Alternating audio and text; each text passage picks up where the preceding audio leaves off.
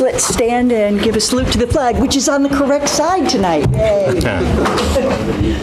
I pledge allegiance to the flag of the United States of America and to the republic for which it stands, one nation, under God, indivisible, with liberty and justice for all. I'd like to call the school board meeting to order. Jim? Yes? Yes. Yes. Yes. Yes. Where's Phyllis? Oh, there you are. Hi, Phyllis. Unanimous, Phyllis. Okay. Our agenda tonight is very, very simple. We're going to spend 99% of our time getting answers from Mr. Ambrose and his staff on all the questions that have been submitted by the members of both boards. And in interest of making sure that we release all of our hardworking administrators as efficiently as possible, I'd like to ask if everyone could agree that we don't make comments on questions or on answers or anything like that, that we simply get a chance to have him give us our responses, and that if we have further questions, we can ask them of him. But let's leave editorializing out of it and allow them to go home. Is that all right with everybody? 78? Yes. Okay. If I can interject just one moment. I do not want anyone to not ask all the questions or clarifications, but Absolutely. there are 78 questions. All right, so at 4 minutes per, I'll let you do the math. That doesn't mean if you don't have questions or want to, please, could you further explain or something? That's not what I'm attempting to do. But I just thought, for your information, 78 questions at 4 minutes a question, so whatever you want to do, that's entirely up to you. Okay, great.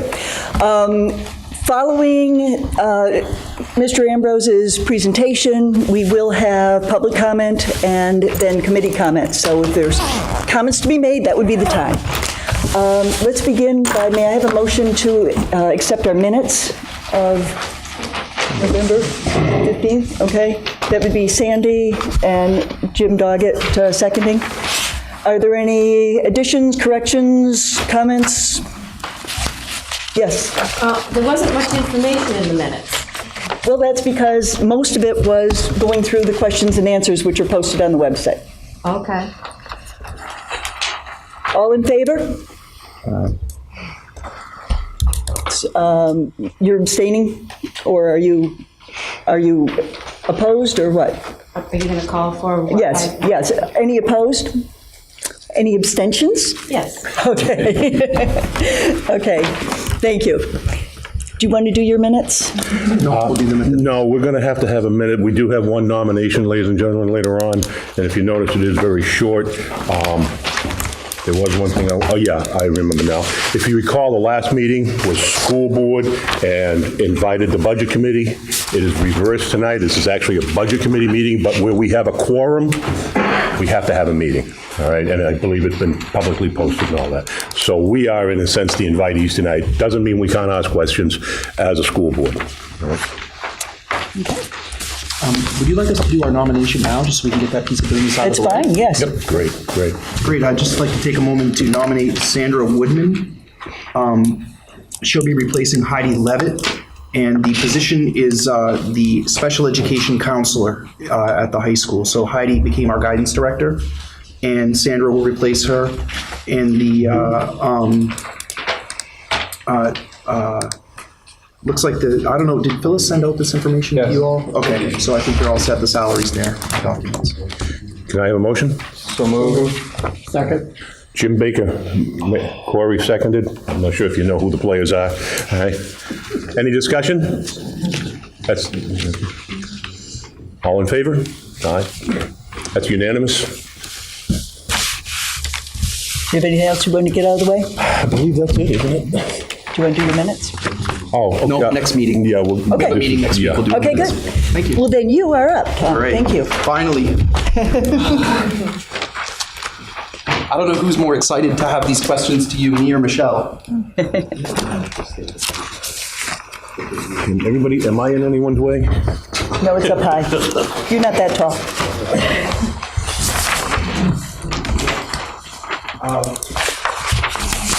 I'm just gonna move over a little so I can see people. It's always awkward to be standing quasi behind someone. I already forgot the water. So, Gotta have that. yeah. It's in the directory. It's in the drive, okay. All right, so if everyone could do me a favor and just go right to page 1 and stay with me as I do this, because I know it's tempting to want to go through and find your question, and like I'm already managing the class, right? And look at the answer. Same process as last time. We did not answer any duplicate questions. We tried to keep it to the specific questions for this round. There were a few duplicates. And I just want to take a moment to mention, the district understands the impact of taxes on the communities. And we are working very hard with all the players involved to balance the needs of the district while, might be, you see where those little green buttons are? Those can be pretty loud when we bump them, so everyone good? Just wanted to help. You can turn them off, but it's a pain to turn them back on, so I don't want you to, I know what that's like. So anyway, we're working very hard to balance supporting the community's taxes while analyzing the needs of the district. I just want to remind everyone, the board asked me to do 3 things.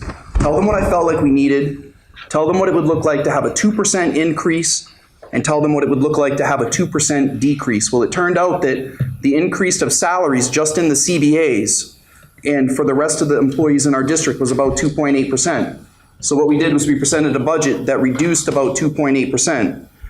The actual reductions in this budget, if they move forward the way they are closer to 1.1 million. But we added some professional development money and some needs for special education. So it came out to be about $950,000 of reductions, which is roughly a $3,500 decrease from year to year. I just want to make sure everyone understands it's a $1.1 million reduction that was presented for the first round, and the actual change from year to year is $950,000. So it's really important for the taxpayers in the community to know that we recognize that the burden on them is very high, but we also recognize that we have students that have needs, which you saw when I gave you the quote wish list, the great question that was asked, what would you do if money wasn't an object? Well, we all recognize money is an object. So for those of you who were not here last time, I hope you've read the slides from 11:15. So also, quick note, the school board will deliberate and send a budget to the budget committee on 12/6/2017, next Wednesday. All right, so here we go. Slide, page number 3. The first question is, advertising was up by 40%. Why? This is an increase of $1,000 from $2,500. So it made the total $3,500 to cover advertising for the entire district. It can be misleading to look at the percentage increase. Also for those of you who weren't here last time, I answer each question and then I wait and take follow-up questions. We don't go back. We have to do them as we go. Because again, as Pete said, 78 questions at 4 minutes apiece. It's going to be a long evening if we went back at the end. Any follow-ups on that one? Okay. Travel's up 31%. Why? The budgeted amount of $5,265 for FY19 has been estimated based on the last 2 years' actuals. FY16 was $58,038, and FY17 was $47,535. Any questions? Yes. Is that district-wide, or is that just high school? We would have to ask Michelle. I don't know. She'll be here shortly. I don't know the account code that was attached to. So let's, if we have a question for Michelle, just write it down. We'll ask her when she comes back. Yes, Corey? Is this the only transportation travel question in this window? What? No, there's many, many. Okay. Yep. I'll say my question for that. Okay, thanks, Corey. Yep. Books and periodicals up 25%. Why? It's almost $42,000 was cut from the budget requested for FY18. So last year, almost $42,000 for books was cut. The budget for FY18 would have been $140,000 without the cuts. The FY19 budget request of $122,672 to cover all district programs is based on what is necessary to meet programmatic needs. Real quickly, I think I'm one of several people who submitted that question. My question was, using Chromebooks and having subscriptions and having text online and so forth, we would have expected to see some kind of a reduction in paper, periodicals, books, and so forth. The hope would be that way at the upper middle and high school. I would say that philosophically, I don't subscribe for K-6 that technology should replace text in hand. But I think that it's hard for me to know because I haven't been here long enough to know what the expenses were in the past and the projection on that. I do caution everyone to realize that particularly for K-4, philosophically, it's far better to have books in hands than computers, especially when they're learning how to read versus reading to learn. So when you're learning how to read, posting, thinking, and looking at a paper book is very, very important. So that might be reflected in my philosophy, Mary, but I think that overall, I would hope that over time we would see a reduction in paper books at the upper levels, but we would also probably see an increase in software and online subscriptions. So I'm not sure how that's all going to play out yet, but it is very much worth looking into. Thank you. These numbers, however, are about the high school budget, right? Well, some of them are district-wide.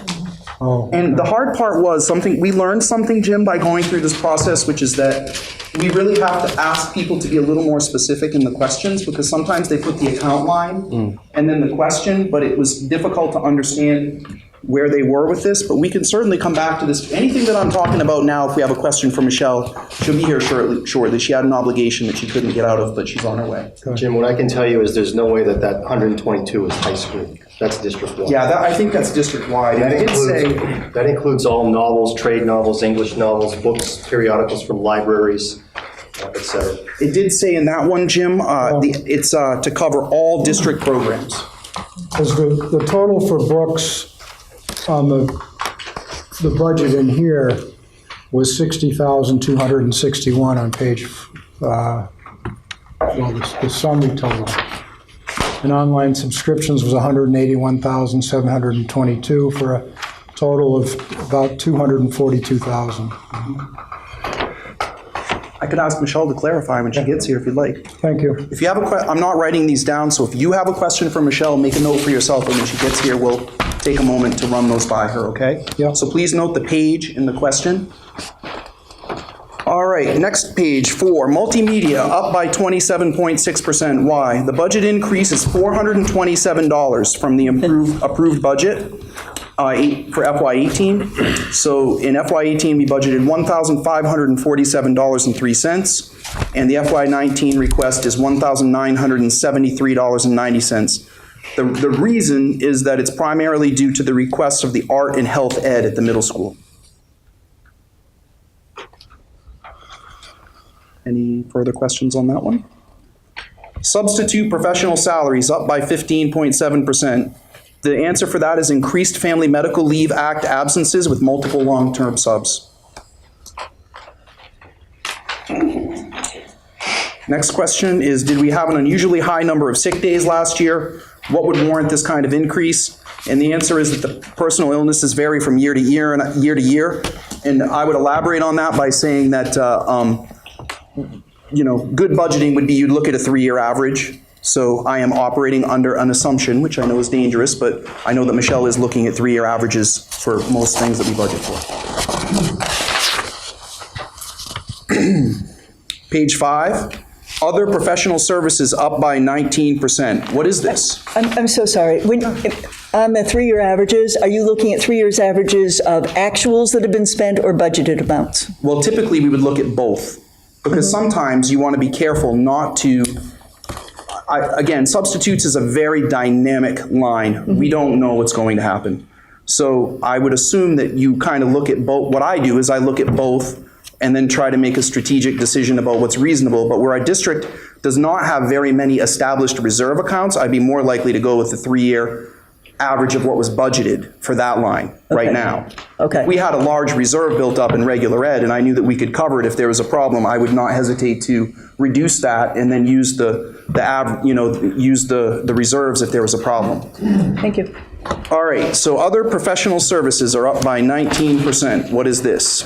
Increases are related to special education services and other related student services such as psychological, speech, occupational, and physical therapy. In addition, last year, part of the allocations for a psychologist was moved to the salary lines. This money is back in the contracted services, other professional services line, and speech costs did go down this year, which, if you remember, those are driven by individual education plans, and while others rose slightly due to rate changes. Most of the money is due to the reallocation for psychologists. We continue to try to hire a school psychologist but cannot find one due to salary constraints and high demand for these services. And just so you know, there's another slide about that topic coming up in a few minutes. Okay? Oh, thanks. That's actually better.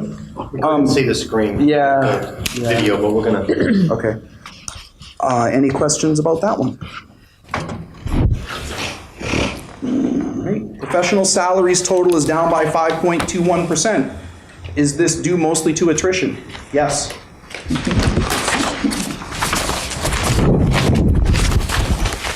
IEP, individualized education plans, driven needs. What percent of Sanborn Regional School District students are identified, and how does it compare to statewide average? What percentage of Sanborn Regional School District students are identified at 504? How long does this designation last for each designation on average, and how does it compare with the state? What is the distribution pre-K, elementary, middle school, and high school? So again, this is dynamic in nature, so we gave you as of 11/15. There are 644 enrolled students at the high school, 18% with IEPs, which are individualized education plans, and 12% with 504 plans. If I'm going too fast, tell me. I can talk fast, but I'm trying to keep us moving. Good. Students with IEPs typically have plans for a minimum of 3 years and can span as long as 18 years if they were identified at age 3 and stay until they are 21 years old. 504 plans vary in length. I will note that 504 plans are reviewed annually, and the team determines if they continue to need accommodations, that they being the student. There is no state data on percentage of 504 plans per school district. The state average of students identified in 2016 with an October 1st count was 16.1%. The rate was calculated by the total student count trends consensus data, which provides total enrollment statewide and total identified students statewide. So you can see there's a, thank Ms. Gutterman for the neat little pie chart and the great chart for y'all to take a look at.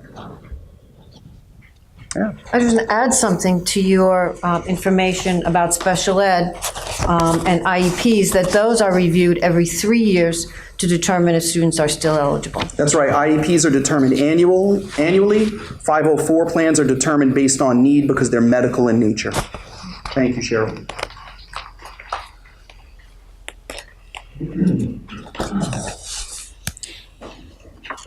All right. Contract for student transportation. I'm on page 7 now. These will be renegotiated next year. Question, what considerations, if any, are being given to routes and bus capacity? What about high school usage and routes? The answer is there are 2 separate bus contracts, one for regular education and one for special education needs. The contract for regular education is a 5-year agreement from 7/1/2015 to 6/30/2021 with 3 single-year renewal options for a total maximum of 8 years. The contract for special education with Durham School Services is a 3-year agreement from 7/1/2017 to 6/30/2020 with 2 single-year renewal options for a total maximum of 5 years. We continue to evaluate bus routes with the transportation providers to improve efficiencies and cost savings. This is an area that we will be diving into in more detail in the future. But I want to give you a heads up on this one. So I rode the bus with the elementary kids the first couple days of school. And I thought to myself, I'm on the bus for 20 minutes. We could probably extend this bus run 6, 8, 10 minutes and condense some runs down. Well, what I've been told is that there was a motion to do that in the past, and some folks in the community were not real happy with that. So I really want to be careful to say that we're willing to look at this, but we want to have a conversation about the impact and the amount of times that kids spend on bus, that it'll be a balanced approach, right? But it is certainly something that I personally just feel like it's an area that I've identified for efficiency for our organization, potential efficiency, along with many other things that you'll be hearing about in a minute. All right, so number 7. Oh, I'm sorry, were you guys okay with that one? All right, the next question is student transportation homeless. There's no increase. Why is this separate and district expense from other student transportation costs? According to the McKinney-Vento law, districts are required to provide transportation to families as determined appropriate by the homeless liaison. These students are not always identified students with disabilities. Hence, there is a separate line for homeless regular education students. The homeless transportation law may require us to transport students out of district and/or out of state. Can I ask how many students we have this year? So we had the data last year when the budget was presented. There are 9 currently, but give me 1 second, I can tell you. And do we know the cost? Last year it was almost $90,000 for 13. So where are we at this year? There are currently 9 students with an expected cost of about $49,000. Okay. But that does change as students Sure. move in and out. Absolutely. So, Thank you. I'm sorry, did you have something more, Sandy? No, I just said thank you. Oh. Little information about homeless. If the student is homeless, how do we know what district's responsible for transporting and where they're being transported to? Jody? So it's essentially where the student is currently residing or the last district that they attended before they became homeless. So if a student became homeless in, say, Exeter, and then they were to move into the Kingston or Newton community, they would have a right to either attend school in Exeter, which is generally where you start, because that's where they have been enrolled, that's where they're familiar, and don't want to make additional changes when they're already struggling with being homeless. But they do also, depending on the distance, because sometimes you might have students going to Rochester, then they have a right to also go in the community in which case they're currently residing. Both districts under the McKinney-Vento law can share transportation costs. If they don't agree, it ends up becoming a 50-50 split.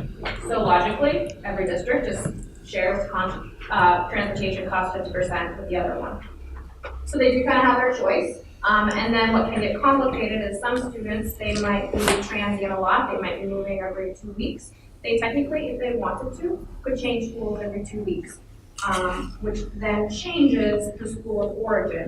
So we might be paying for a student for, say, 4 weeks, and then we might no longer be paying because they chose to enroll somewhere else and we're no longer attached to that family. Thank you. You're welcome. I'll just say that it is very complex. And Jody did a great job of summarizing it, but there's a lot of nuance in there that can go on, as you can imagine. Page 8, building and site improvements completed in FY17.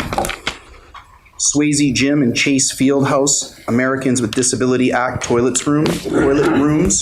That was a Warren article. Special Education Office Wall creation and construction. The SAU offices creation and construction. The Bakey School underground storage tank, which is called a UST for fuel oil storage. The Department of Environmental Services mandated deficiencies compliant, so that underground storage tank was necessary for that purpose. And district-wide Bakey Memorial Middle and High School surveillance camera upgrades, and district-wide Bakey Memorial Middle School and High School security door control access upgrades.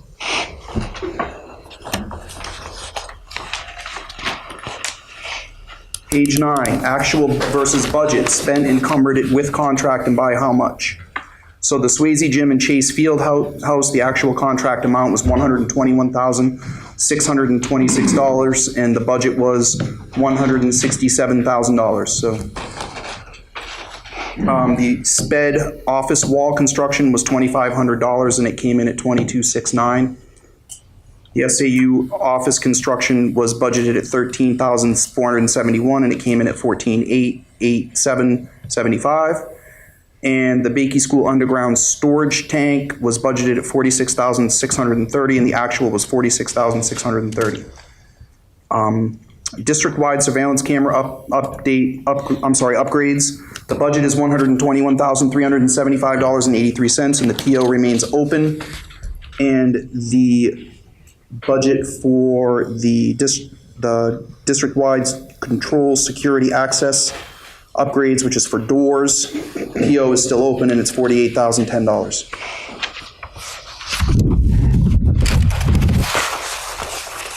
Okay, to move on to page. This surveillance camera, the upgrades, was that in the prior year's budget?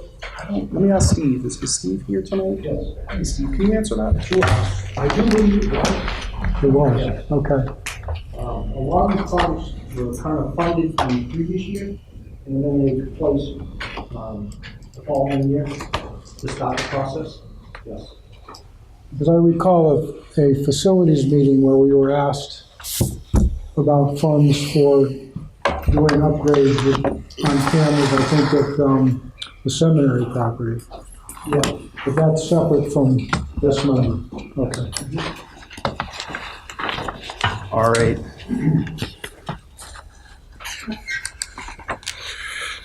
Everyone ready? All right. Page 10. The Special Education Planning Grid for FY17, FY18. A, IEP individualized education plans by building, service required, and grade.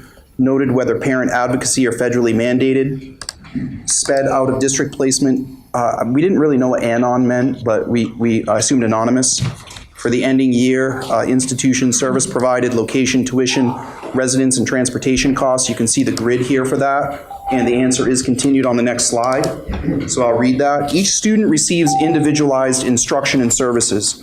Services range from specialized instruction from a special education teacher, para support, either shared or as one-to-one, occupational therapy, speech and language therapy, physical therapy, musical therapy, vision services, behavioral services, and consult from a board-certified behavior analyst, etc. I just want to be clear, this is just a list. It's, including but not limited to type of thing. It's a wide range of services. There are currently 7 students placed in out-of-district placements. 4 of the 7 students are placed in New Hampshire out-of-district programs with an annual tuition rate range of $33,000 to $100,922, and 3 of the students are placed in out-of-state and out-of-district programs with an average tuition rate range of $82,000 to $182,852. In addition to tuition rates, some programs charge additional fees for paraprofessional support and related services such as physical therapy, occupational therapy, speech and language therapy. Plus, there are the transportation costs associated with out-of-district placements. Tuition rates for New Hampshire private schools increase 5% each year, and out-of-state programs usually increase 7 to 9%. It is federally mandated that the districts protect the identity of students receiving these services.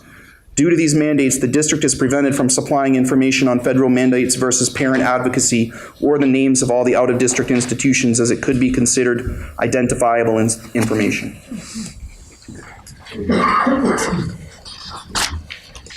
Yes, so. About halfway down the paragraph, currently 7 students placed in out-of-district placements. 4 of the 7 in New Hampshire with an annual tuition rate. Is that per student, that range, or is that Yes. all 4? No, that's per student. Thank you. So one student could cost $33,000, another one could be $89,000, another one could be, it's just a range to give you a sense.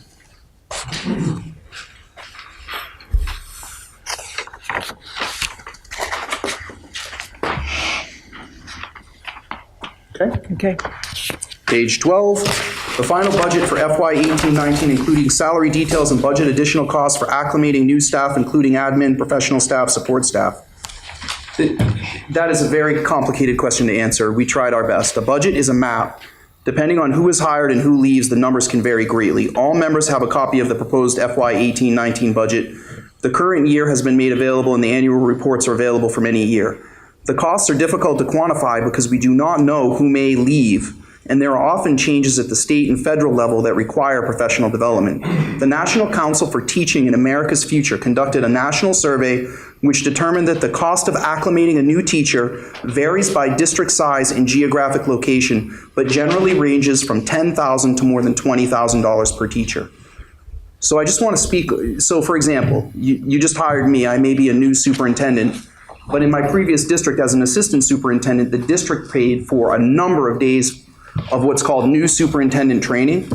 So I went to these seminars and learned about laws and budgets and things that I may not have known even as an intern in the superintendency. You haven't had to pay those costs for me. But if I were brand new right out of a high school principalship, we may incur those costs. So I really, it's just a very difficult question to quantify. So I asked Mr. Trammell to do some homework on this. And I do think that the estimate of 10 to 20,000, depending on the district, the teacher, and the initiatives, is a pretty fair estimate. So if the teacher's fresh out of college, it's going to be on the 20,000 end. If the teacher's been teaching for 8 years, it might be 5,000 or 6,000 or 10,000 to get them caught up to speed. You have to remember that a professional development day in our district costs an estimate of $80,000 for one day, right? When you consider all the salaries, the buildings, professional developers, and all the things that you have to do. It's amazing how expensive it is. Oh, thank you. Mr. Stack just gave me a... Maybe. Okay, all right. Are we okay with that question? May I move on? All right. The high school reports 12B emergency event log for prior FY and enrollment planning baseline. The admin expected enrollment plan for the next FY. So there's a link in there for the 12B report, which is at the back of your packet. We printed any link for you tonight. Enrollments are calculated by moving the current enrollments forward 1 year. The high school anticipates the following after talking to the Ellis School, and these are an estimate. Sorry, I said Timberlane in the slide. We'll fix that. So grade 9, they're expecting 183, grade 10, 149, grade 11, 154, and grade 12, 174, for a total of 660. How many freshmen do we have now? 149. Pardon me? 149 is what it would be because they just move it up. Okay. So the grade 10 is the current grade 9. Because last year, in the report that we received, they said that they anticipated, says,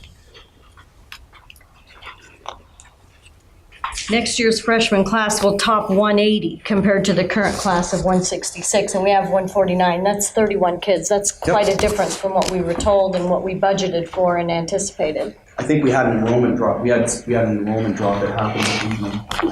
I was a K2 principal. Yeah. I had 21 kids move into first grade 3 weeks before school started. So it's really, Yeah. you know. I know that Yeah. with transition to high school, there are a lot of students that don't come. They go to private schools. They may, be homeschooled. They may be whatever. And so I'm wondering if we're looking at 183, are we just looking at the raw data of how many freshmen we have now and how many are from Ellis? Well, it's really interesting because we did a study of the last few years of that transition data, and that's in this. We'll talk about that in just a moment, okay? Yeah. Brian, I think we've had a drop, and do you want to look at that for a few minutes and we can come back and answer it? Yeah, that's fine. Okay, Mr. Stack's going to work on that That question. number for just a was moment. accurate if you just took the raw number of students enrolled at Ellis and here. But it's just a significant change, and we've budgeted and asked the taxpayers for money based on topping 180. So, maybe we can be a little conservative and say that, maybe for freshmen next year, it really will be maybe 165, in light of changes that occur. I would be more likely to budget high and then have funds in reserve than to do the reverse, because we don't have any real reserves as a district. Right. So I would just caution you to be aware that if a district doesn't have at least $800,000 in regular education reserves, cutting your teacher lines too close is a very dangerous game to play. Yeah, I agree with that. Because once the budget's been voted on by the community, you can't raise it. Right. So we have to be very, very careful. But I will say that I can't remember exactly where it was, so I'm asking Mr. Stack to look, but there was a drop. So I'm acknowledging that I think it was in that grade that we had a higher number of students enrolled, because I remember noticing it when I was reviewing numbers. I just don't have that in front of me at the moment. Do we have the information as to those 30 students, their disposition? Because they were physically in the district, either at the middle school and at Ellis. If you would like us to allocate the manpower to research that, we could, but the reality is that what we're finding is that almost all of our students are just moving to other districts through natural attrition. Okay. So I looked into the whole aura that you're alluding to a little bit, which I did say we talk about later, but I am not finding any hard data to show that people aren't coming to Sanborn because they're not happy with Sanborn. What I'm seeing is that there are a lot of families that have had not even a lot, a very small number of families who have had a family history of sending folks to private schools, a very small number of folks who have chosen to go to private school because they weren't happy at Sanborn, and then a large number of folks that are choosing to go to other schools because they moved, just like they've moved in. So I have been looking at those numbers, but honestly, these questions have kind of waylaid any other work for the last month. So that's part of my research. and Curious, my because when I was comparing data Yeah. between the books and stuff, I'm like, wow, I wonder how many freshmen we have. Yeah. Yeah, it's not, so the problem is, so we had a lot of people working on these questions, the numbers got interchanged, I just went back and looked.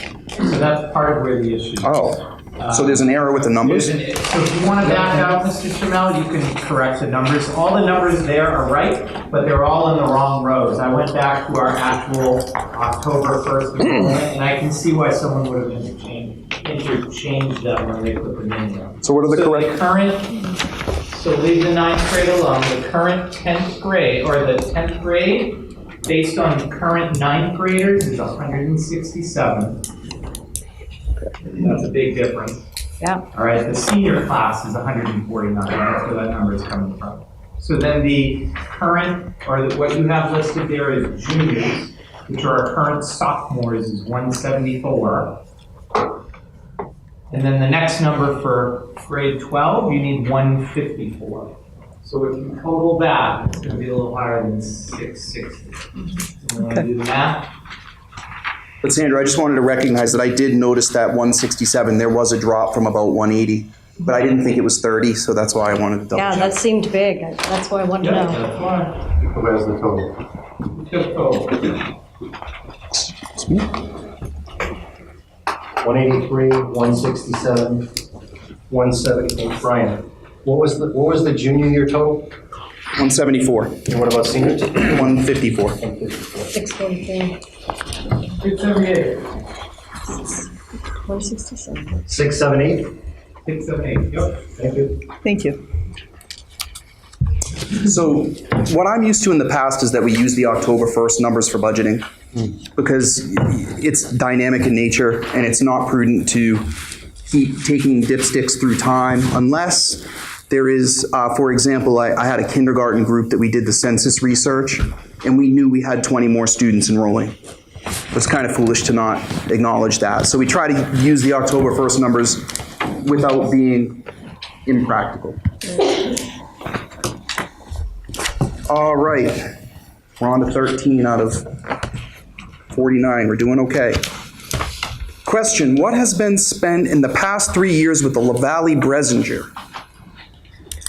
How much of what was spent was to develop plans or oversee the following? Capital improvement for 2017-22, the high school vestibule, the middle school roof, the Swayze gym accessibility, and the high school lighting changes in the stairwell. We answered this. We didn't know. I had to find out who LaValle Bresinger was. We haven't spent anything with them, according to my staff. And the architectural firm that was used for the majority of the projects listed was Frank Marinese Architects. Did I get that right, Steve? Thank you. Capital improvements plan for 2017-22: $49,000 for the high school vestibule and office design, $15,000 for the middle school roof replacement and design, $28,000 for the Swayze Chase ADA American with Disabilities Act toilet rooms design, and $19,100 for the high school lighting and the stairwell design / built by an electrical firm, Scarponi Electric, totaling $17,485. I'm not entirely clear on this. The amounts that you have here are the amounts that were paid to the architects, correct? Steve could answer that. Yes, Pardon me? that is correct. Okay.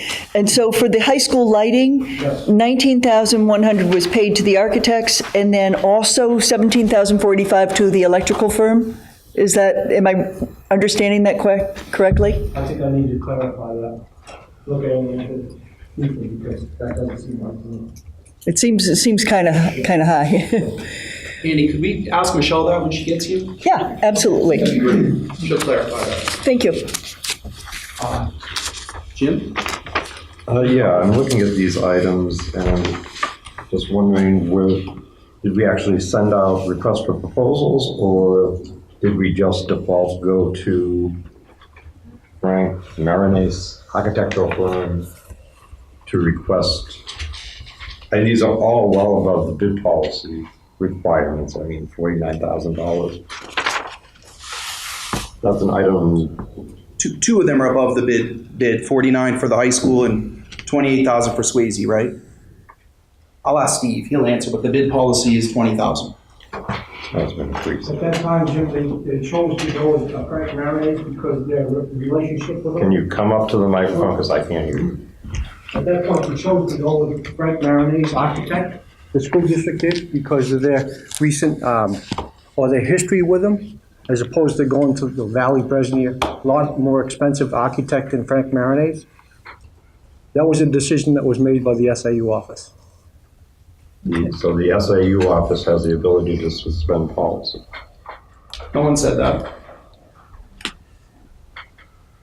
I asked a simple question on what these were. No, can you get the policy that you're referring to? I don't have a computer right now, but I just want to make sure when Michelle gets here, we'll talk about that because she explained to me today, we had a lengthy conversation about the difference between sending something out to bid versus asking for proposals. And so I'm going to table this question until she gets here because she's done the research on it. And it is a fair question, Jim, but I don't understand. To answer your question, there are some policies that have flexibility in them, and I would be happy to research this one for you. My understanding was that this policy about sending things out to bid does have flexibility in it for the SAU office, but I'll wait for Michelle because she did the homework on that.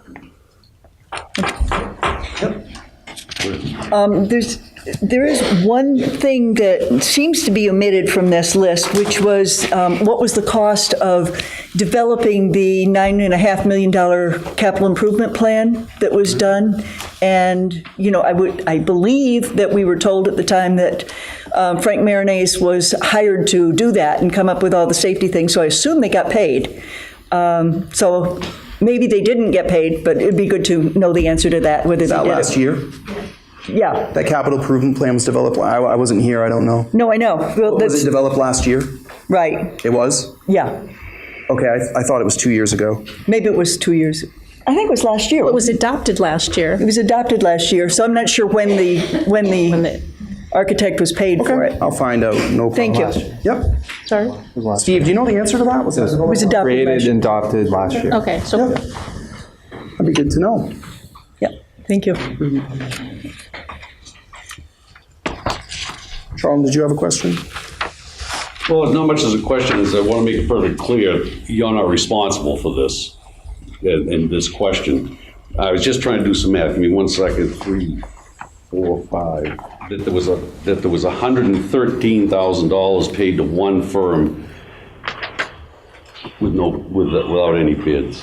And you're not responsible for this. Thank you, You Charles. weren't here when this happened. Yeah, but I also... I make that clear, but Thank this you. is something that has concerned me and I will look for in the future. I understand discretion, but it's interesting that discretion only went one way for that amount of money. That's very fair. Yep. Yeah, I actually You're agree not with you. responsible for this. I know, I hate to admit it, but I agree with you, Charlton. Yeah.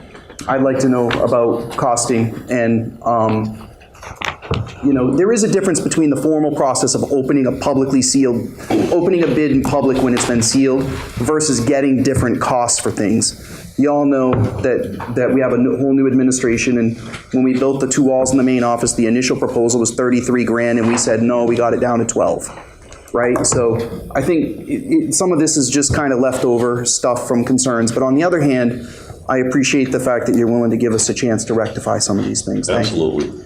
Thank you. Carol? Well, this question was about LaValle Brenzinger, but so the response is Frank Marinese.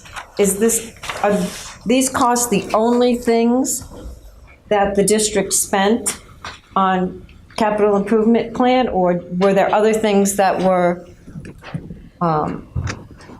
bid or were provided by other architects or firms, whatever?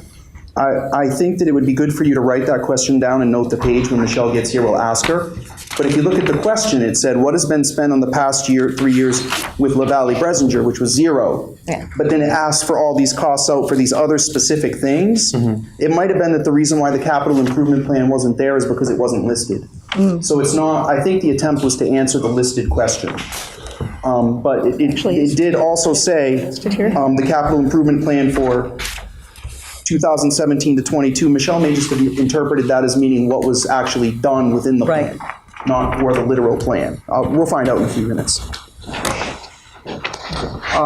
Number 14, in this money, so we tried to kind of help with the question because it was related to a line, for SST, we had an acronym. We've done so good with that. Oh, it's the question. You got to let it go. All right. SST, SPED, or homeless students, LEA New Hampshire equals local education agency to assist homeless. If any SST, Seacoast School of Technology support should be increased as the number of voc ed student rises. So the answer is the money in this line is for the vocational tuitions at the Seacoast School of Technology, which is the SST. The budget line covers the regular education portion of Seacoast School of Technology. We budget for 100 seats. There's more to come on that one. Okay. Yep. I had a follow-up question on it, so. Yep, okay. It's coming up. We didn't lump that one with the other one. You'll see in a minute. The Drug Abuse Resistance Education Program, District 2500, shouldn't this amount be higher given the opioid crisis? If increased, are there any effective prevention programs which could be added? I see we have several drug-free school grant programs. Are those ongoing or still funded? I just wanted to take a minute to thank whoever, I don't know who asked this question, but whoever did, that's really helpful because this is a very serious concern for our school. We have had 15 different more than 10-day suspensions in which 10 or more, up to 10-day suspensions or more that have either been met with by myself or Mr. Trammell since school doors opened in September. 15. So that is a lot, and that's only the ones that came to us. So some of them happen and they don't ask for a meeting with us. And so the answer is that it would be wonderful to fund this more. The middle and high school would like to propose that the school board add the middle school and high school student assistance counselor position to the budget to meet this need. We are currently waiting to find out if that's going to be grant funded for another year. So we're kind of just holding tight, hoping to find out if we can get a grant for that position. And we don't know whether or not it's coming, but it is important to note that adding programs can't occur when we've been asked to produce a budget that reflects an excess of $1 million cut. We just didn't feel like we could put it in there. So it's balance, folks. Balance to the taxpayers with an awareness of what we can afford. And so we felt that we wanted to leave that one to see if we could get a grant to cover the bill for y'all. And if we can't, then we want to talk about it. When do you expect to learn about the grant? We were hoping to know 2 weeks ago on Friday. Okay. So we're waiting with bated breath. So before we have a budget proposal finalized, I am we should know. really hopeful that we'll know by next Wednesday, but if we don't, then not going to know. So if you remember correctly, when this all started, we received a 2-year grant for the program. We went through the 2 years. When we got to the end of the 2 years, last year at this time, we were budgeting for the position, and we found out way after the fact, way after January, that they were going to grant us an extension. So we ended up staying on for another year in the grant. There's really no guarantee. It's in the governor's office. It could be tomorrow. It could be a month from now. It could be 3 months from now. We just don't know. We really have to put the good faith, in my opinion, put the good faith effort forward to plan the budget for it and hope that maybe things will pan out otherwise. But we've now been going on 3 years of having the grant funding. Is that state monies you're talking about, Mr. Stack? It comes from, I believe, New Hampshire Charitable Foundation. All set? Can I ask a question about Oh, yeah, this? sure. I know that some high schools they contract for a licensed drug and alcohol counselor. Mm-hmm. And they come in certain days and they handle, meeting students and these issues, et cetera. Mm-hmm. And so I they want usually bill insurance, right? That type of position? no, not necessarily. So I wanted to know if we have done any research on contracting with agencies that are available to provide a couple of days a week, or maybe 2, 3. I've seen 2 and 3, so days a week where they are physically in the building and meeting with students and working with administration, et cetera. The only kind of position like that I'm aware of is they bill the student's insurance. So they don't cost the district, but they work, and this is in Maine, so the laws may be slightly different here.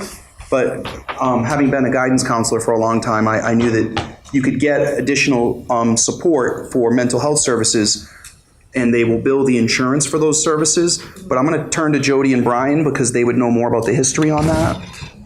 Yeah, the short answer is no. We have not researched contracting for that. Again, this has been a grant-funded position, which is great. I do want to note that our person in the role is not a LADAC, which is a licensed drug and alcohol counselor, but they do provide services to the students as well as programming services to the staff as a whole. They also represent our schools, both the high school and the middle school, at a lot of regional and statewide meetings as well. I'd like to suggest that we do look into LADAC, having a LADAC contract, because it is possible, and I know schools that do it. I would agree it is, and it would be nice to have. Yeah, great point. So, Mr. Stack, I'll leave that one up to you. Okay. All right. Delegation, sorry. All right, number 15, page 15, travel for guidance, $1,000. Why is this dollar amount so low? Mr. Tamela and Mrs. Hume Howard indicated that the high school counselors should increase visitations to top education institutions to promote high-performing Sanborn students and improve SAU 17 visibility and increase the prospects for transfer to top universities. So this amount represents a decrease of $215.52 over last year's adopted budget. That actually should say below last year's adopted budget. In an effort to make substantial reductions to programming budget accounts at the high school, it was not considered a priority to have this line increased. The school will look for other low-cost alternatives to increase exposure to counseling staff to admissions officers on behalf of Sanborn students. So again, it just, when we're tightening things up, this is the type of thing that gets trimmed down some. May I keep going? We weren't really sure exactly what the question was for this next one, so we just said, yes, it's accurate. Custodian salaries for all 4 schools, it's $998.6 million, yes. The next question is, the Fremont Board recently urged co-op purchases of supplies. Is this planned? A cooperative joint contract may attract bids from larger, more efficient firms to our 2 rural locations, allowing lower cost outsourcing of custodial support, speech pathologists, et cetera. It's a work in progress. The superintendents from both will be meeting in December, we hope, to discuss potential costs for supplies. We are not currently looking at outsourcing custodial or speech pathologists. Speech pathologists, they're IEP driven, individual education plan driven. It wouldn't save us anything to share because they would have to be at the district where the needs are. For custodial, the person has to be in the building to do the work, so outsourcing that wouldn't make sense. Yes. I have a question back on that, the custodian salaries. Sure. Is there, how many individuals at each school? How many custodians at the school? I don't have that number. Here at the high school, there's 5 custodians at night, 2 during the day. The rest of the schools have 1 day custodian and 2 more. Thank you.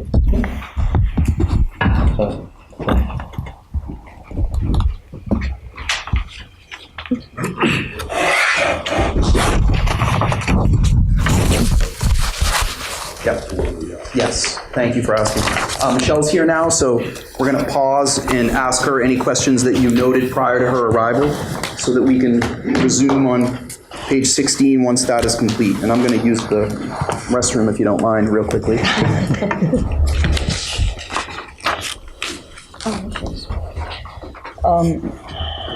Who had the question? Cheryl? Page 3. Question, travel up by 31%. Why? Was that question pertaining to district-wide travel being up 31% or high school? I believe the question was district-wide, that's what we had looked at in the response. I had a question on page 13, on the Frank Marinese Architects. Yeah. You're good enough to respond on a lot of that. I assume this is money that was actually spent. Was there also money spent with them on developing the capital improvement program last year? I would have to check on that. I responded to this specific question. Yeah, the capital improvement plan is referenced in the question, but I understand you were assuming what was spent out of it as opposed to developing it. So, okay, I'll send you that question if that's okay. That would be great. Thank you. And mine in the same area on page 13 regarding the capital improvement items. Did we send out, did we offer requests for proposals on these fairly large ticket items, or was there a bid process used? If you know. Before you. Yeah, so. We realize this is this is the previous people, but regretfully, you're the person sitting in the chair when we find out what we spent. So it has taken some time to search back into records to make sure that I'm clear on what the response is, because clearly I wasn't here at the time that some of these things were done. And there's a terminology becomes interesting because there's a difference between a bid and a request for proposal and simply competitive pricing and going out and asking, around the community or known vendors for quotes. So in terms of some of the items listed here, for instance, the Swayze Gym, I do know that there was competitive pricing that was sought out, and it was in the form of requests for proposals, but it wasn't in the form of a formal bid in that, sealed responses and a bid opening date and that type of thing. And that may be the same with some of these others. I don't know about the roof, if that was a formal bid. I don't think it was. I think it was more seeking out proposals and working with vendors that have had some history here. Excuse me, Corey. Well, I think us on the facilities subcommittee might be able to answer one or two from this current year, but relative to the Swayze Chase ADA aspect of things. But we all should be very familiar with, almost all of us have been here when the middle school roof was actually under duress. And that was a last minute fix by a local resident. Mm-hmm. And there was a quite expensive price tag on that. So there was multiple bids on that. So I agree with your statement. Is it a bid, was it an RFP, or was it competitive pricing? And you're right, obviously, because they're over X amount of dollars, there had to be one of those three processes taking place. I can assure you that all 4 line items here, there has been one of the 3, either a competitive bid, albeit an RFP, or albeit an actual sealed bid. We've actually had a hard time, and maybe you might want to speak about this, Michelle, we've had a hard time getting 3 competitive bids in almost all these cases. And the ones that are current. And so needless to say, I think if you look, so I think we should, if we really want to go back historically, I'm not sure how this is impacting the budget moving forward, and I'm not sure how these are impacting the budget moving forward. Well, as a budget committee member, I need to know the process that's being used, because quite honestly, if you read through this, it appears that we spent $49,000 versus $140,000 project simply for the design of the vestibule and main office space here, or approximately 25% of the overall cost was spent just on design. And if we had done an RFP instead, we could, that's the price of a teacher, almost the price of a teacher. We're spending an awful lot of money on engineering and drawing that would be better spent on education.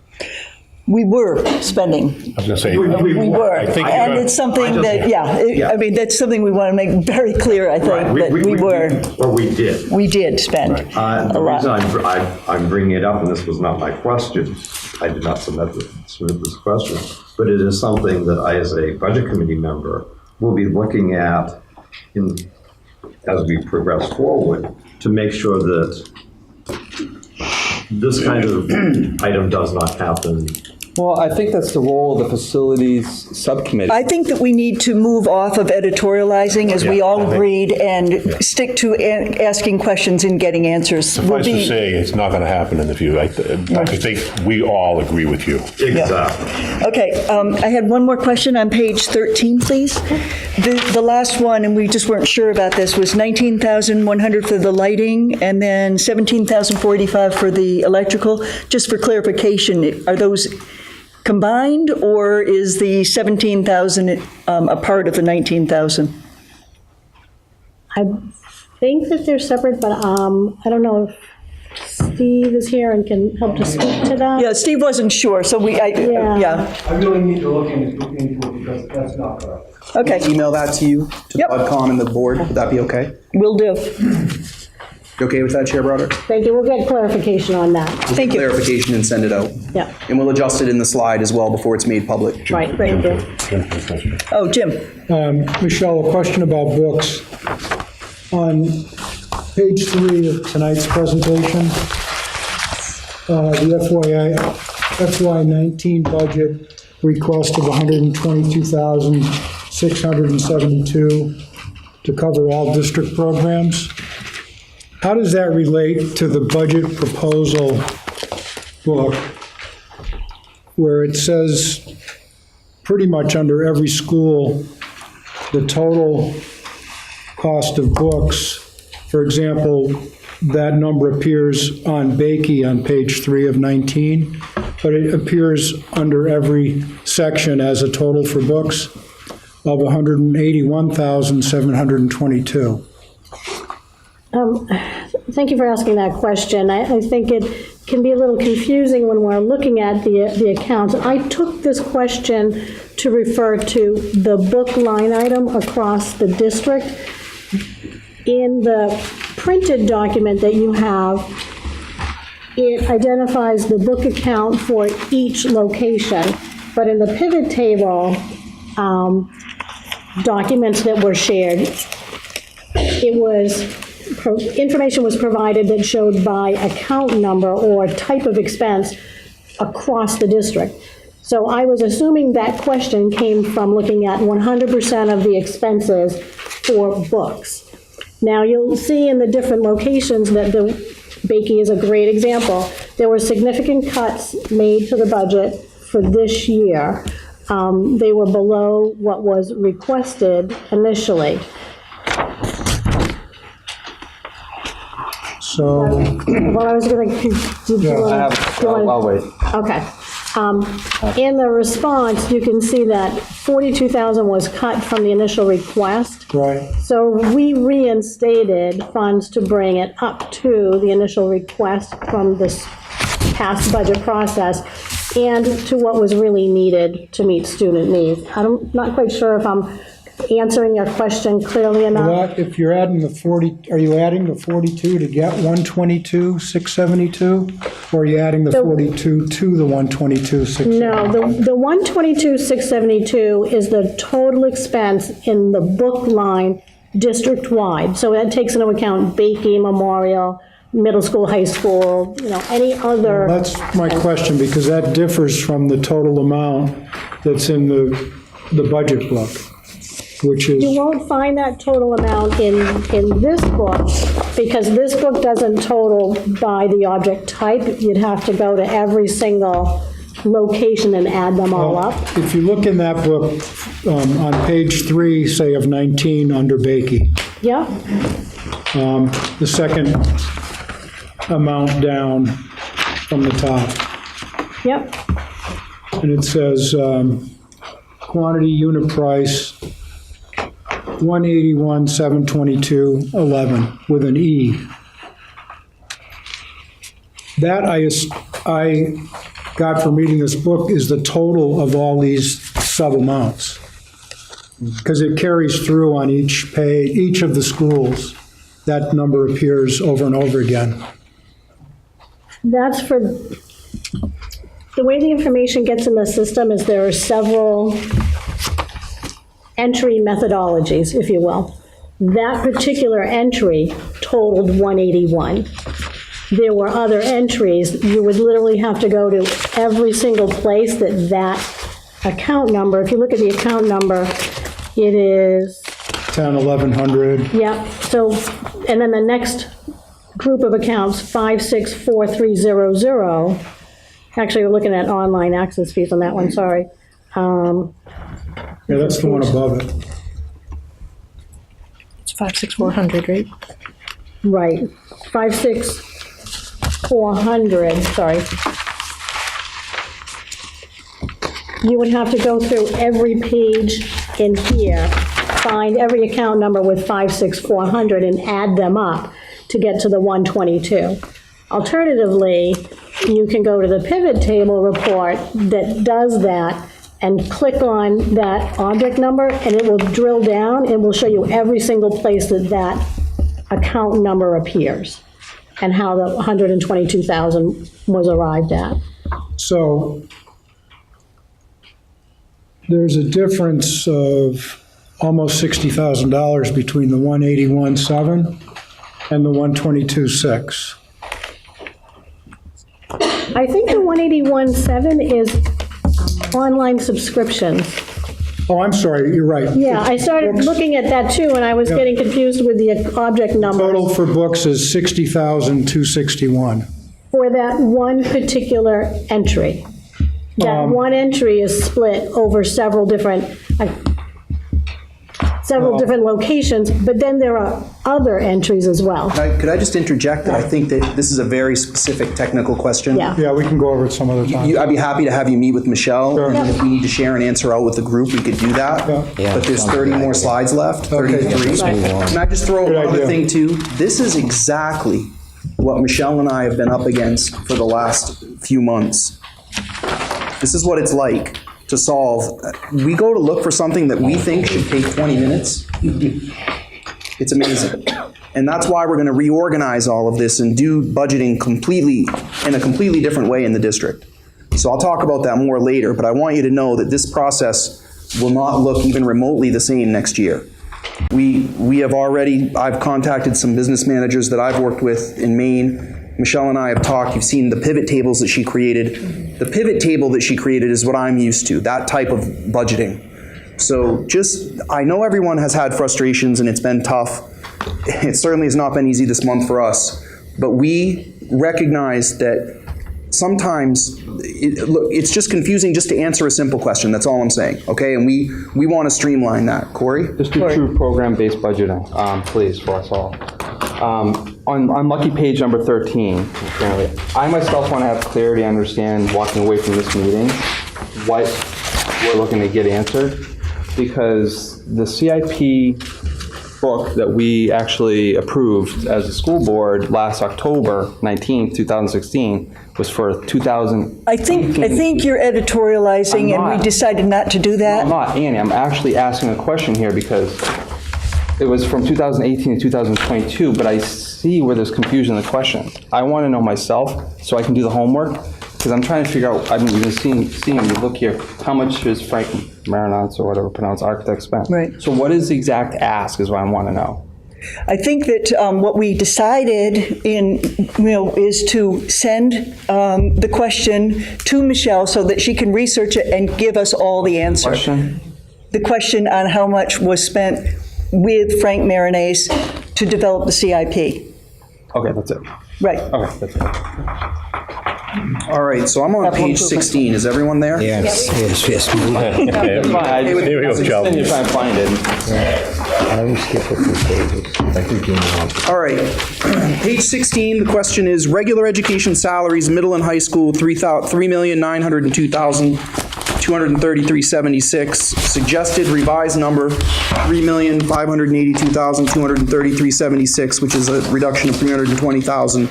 The 8.5 FT staff adjustment is shown in presentation for the proposed FY19, assuming it is from middle school and high school staff, seems an underestimate. This number could be increased to 16.5. Why? The 7 FT through the high school class schedule reorganization of smaller classes, plus 6 FT All high school students take at least one VLAX course, plus 3.5 FT. The top third of the high school cohort takes more than one additional VLAX course. Enhanced use of VLAX, which is the Virtual Learning Academy Charter School, is recommended in the 5-year strategic plan, 2016 to 2021, pages 29 through 30, indicate that districts should move to increase use of VLAX by SRHS students in 16-17, by Sanborn Middle School learners in 17-18, and encourage all students to enroll in at least one VLAX course while in high school in FY 18-19. The admin proposed adjustments of 8.5 FT times 80,000 includes salary and benefits for full-time is $680,000. Further adjustment, 16.5 FT times 80,000 is 1.32 million.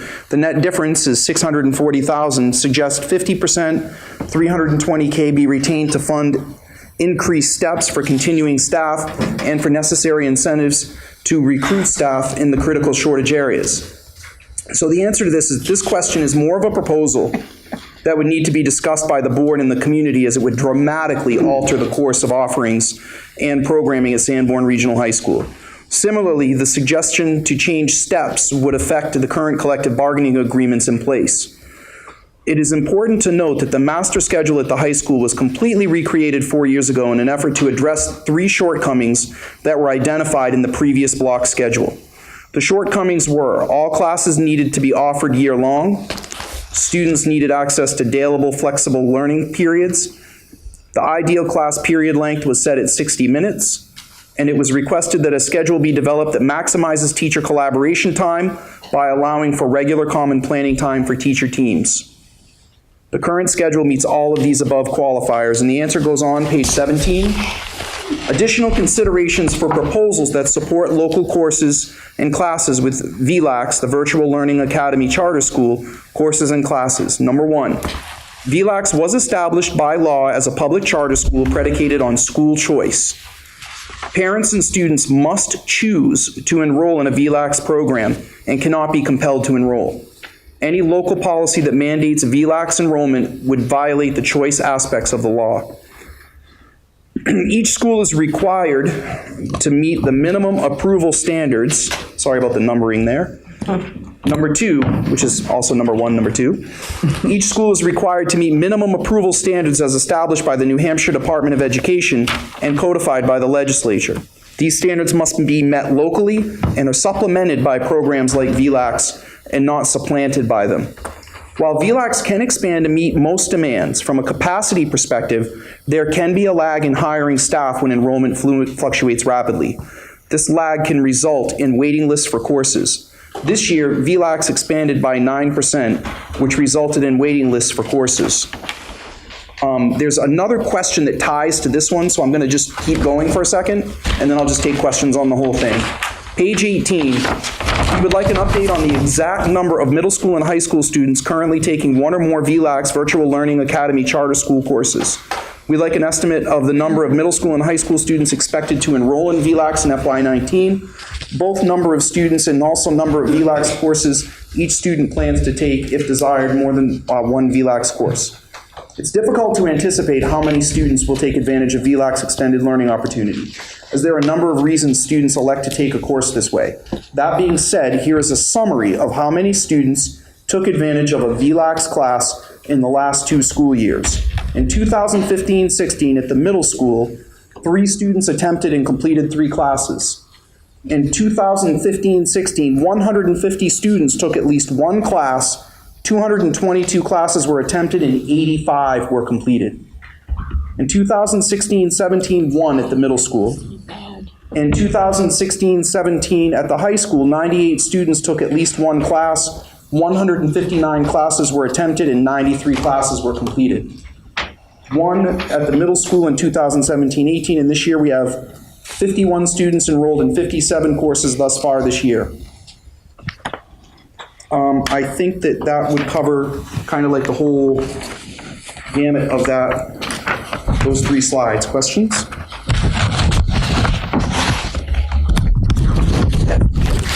Any thoughts why the number of attempts versus the number of completions? Online learning isn't for everyone.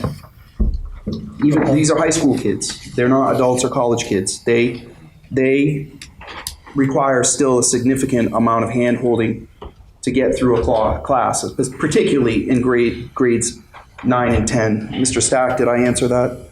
Yeah, I mean, we also have a number of kids that will start out saying they want to try a VLAX class, and they may start one or two and then realize those aren't a good fit for them, and so they drop them and replace them with something else, or they just realize that online learning is really not something that fits their style. So, Can you talk about Michael, you did a little bit of homework on this. Can you talk about, there was a little bit of a discrepancy in VLAX numbers and our numbers, and so we did some research on that, and I wanted Mr. Tamel to talk about that. The first thing I would comment is to say that it was stated in the strategic plan that we would love to encourage students at the high school to take at least one VLAX course. And that is more of a programmatic issue than a budget issue. For those of you who have children in college or will have children in college or who've had students in college, you know that there is typically now in a university experience an expectation of an online learning component. Some of the courses that our students take in traditional brick and mortar colleges and universities have online courses. And we feel like it's setting students up to be successful in these brick and mortar institutions if they've experienced online learning before they get there. So, but that's a programmatic issue, and we want to encourage that in our students. But as Mr. Ambrose stated, we cannot compel students to do that. So we can encourage them, we can set them up for success. We have done lots of things in our buildings. For example, at the high school, we have an online learning lab where we have an adult who monitors progress and assists students. I want to address a couple other issues that Mr. Stack could have told you regarding why some students are successful and why others are not. It can be anything from a technology issue at home. So we've had students who enroll in a VLAX course, and in order to enroll in a VLAX course, you have to have a virtual meeting between the guidance counselor or teacher at VLAX, mom or dad, and the student. Oftentimes they do this by telephone. They can also do it by video conferencing. They go through the ground rules and what the minimum expectations are. And so there are some minimum expectations for technology in the home. You have to have a computer that's fast enough to run the videos that they'll send. You have to have an internet connection that's reliable and allows for video feeds back and forth with the teacher, et cetera. So we've had students who've had that level of technology at home, and then something happens. Mom or dad loses a job, they can no longer afford the internet, or their computer breaks and they can't get it replaced. We've actually had students who we've had to try to get them up and running. That has been eased with the one-to-one initiative now with Chromebooks. So some of these numbers in the past could have really been a technology issue that now has been resolved because every student has a Chromebook in their hands. With regard to success rate, here's an interesting fact. Even VLAX acknowledges that a significant proportion of students will either struggle or not be successful altogether in their courses. And they actually have a 28-day grace period. So when you enroll in a VLAX course, they don't actually start to count your enrollment towards success or completion until day 29. Because they recognize in day 28, if you're making progress and you haven't encountered any of those issues, it's likely that you will succeed. So even in their statistics, they report a 90% completion rate, but they only count after that 28-day grace period.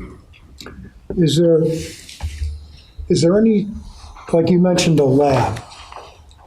How does that support the student that maybe is taking their first VLAX course in some of these issues of how to schedule their time, how to handle the technology, and a lot of other things that you mentioned that could come up? Is there any support for that? There is. In fact, so as part of this online lab, students can take VLAX on their own. So they can enroll in a VLAX course and do it 100% at home. But they can also have it built into their schedule here at the high school, where instead of going to a traditional class, they go to the online lab and actually complete their VLAX course here while they're at school. If that happens, they have the access to an adult in the room who can assist them if they run into some sort of a roadblock. Could I suggest that it's not on the budget, though. Could we kind of stick to the budget things, and you guys can take that up in school board? Yep, thank you. Thank you. May I continue? Do you want the next slide? All right. To do with the budget? Only answer the questions that come forward. All right, so the next one is 5-year strategic plan, 2016 to 2021, lists the following items for FY 18-19. I'm not going to read them all. None of them are funded. With that level of $1.1 million decrease, would you like me to read them all? No. Okay, all right. So everyone can read the slide. I like your thinking. Page 20. Master schedule detail current FY. The Sanborn Regional High School master schedule is 8 periods on a 6-day rotation and is based on student needs, graduation requirements, staffing availability, and certification. I want to be clear. Student needs means the courses that they choose to take. And, there are student needs. It also means special education, regular ed, but the reality is that at a high school, students sign up for courses. So I guess I just wanted to make sure that student needs would be defined as course selection or course. Some classes might run 1 year in 2 sections and 1 section in another year. It just depends on the student's desire to take those courses.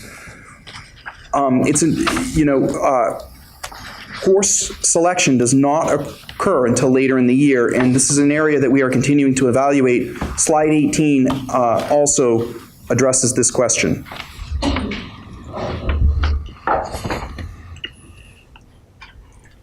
What is the student capacity in each school? Okay, let me tell you something. This was tricky. This is a classic example of something that I thought that we would just have on some piece of paper somewhere or in a computer hard drive, and we had to really research this. So these are, as I said, capacity is not necessarily reflective of class size or best practice. So if you're asking me today, the building aid report filed with the Department of Education is 575 for Bakey. I'm not telling you today, as the superintendent of schools, that I would be comfortable putting 575 students in the Bakey school. I'm telling you that for fire code capacity, that's what's on the state report, right? Having 27 kindergartners in a classroom just because it has the square footage isn't necessarily best practice in education. So we put the numbers here for you. The high school has about 1,200 to 1,400. The middle school has 416. And Memorial has 350 and Bakey has 575. But we're going to talk about that more in a minute when we talk about the proposed NESDEC study.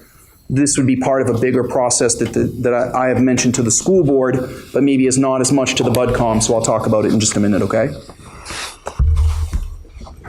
Just so you know, we're going deeper on this. We got what we could for today in a week from the state, but Michelle is looking into this, and I do want to know more information about operating size versus capacity. So there's the capacity of the building, and then there's the regular daily operational size of the building. We think that this is the capacity numbers, but we need to double check that, and that needs to be done through looking at architects, talking about different additions. So like if you look at the Bakey school, there's one part and then the new part, and I don't really feel comfortable with this, but I felt like we should give you what was on file at the state because that's what's on file at the state. How many students left the district in the high school this year? Where did they go? How many returned? And last year, we were given a 2-year report and want an update. Please let us know if you need the report from last year. Thanks for offering. Withdrawals are listed on the table below. 1 student returned this year. So we had 19 students that went to a different public school due to a family move. And to Sandra's note earlier, we had an unusual bump in 9th grade. So you can see that on this chart. And the private school, we had 14, 6 Fremont students and 8 Sanborn students. Again, it was odd, it was in that 9th grade group because we only had 2 in 10, 11, and 12. And then charter school, we had 7 in 9, 10, 11, and 12 for a total of 19 in 10, 11, and 12. And a total of 24 in 9th grade. So it was just an interesting, odd year. After 8/28, we had 7 go due to a family move, and homeschool/correspondence school 1 for a total of 8. Now, I just want to be clear. We had one student, the question was specific, returned.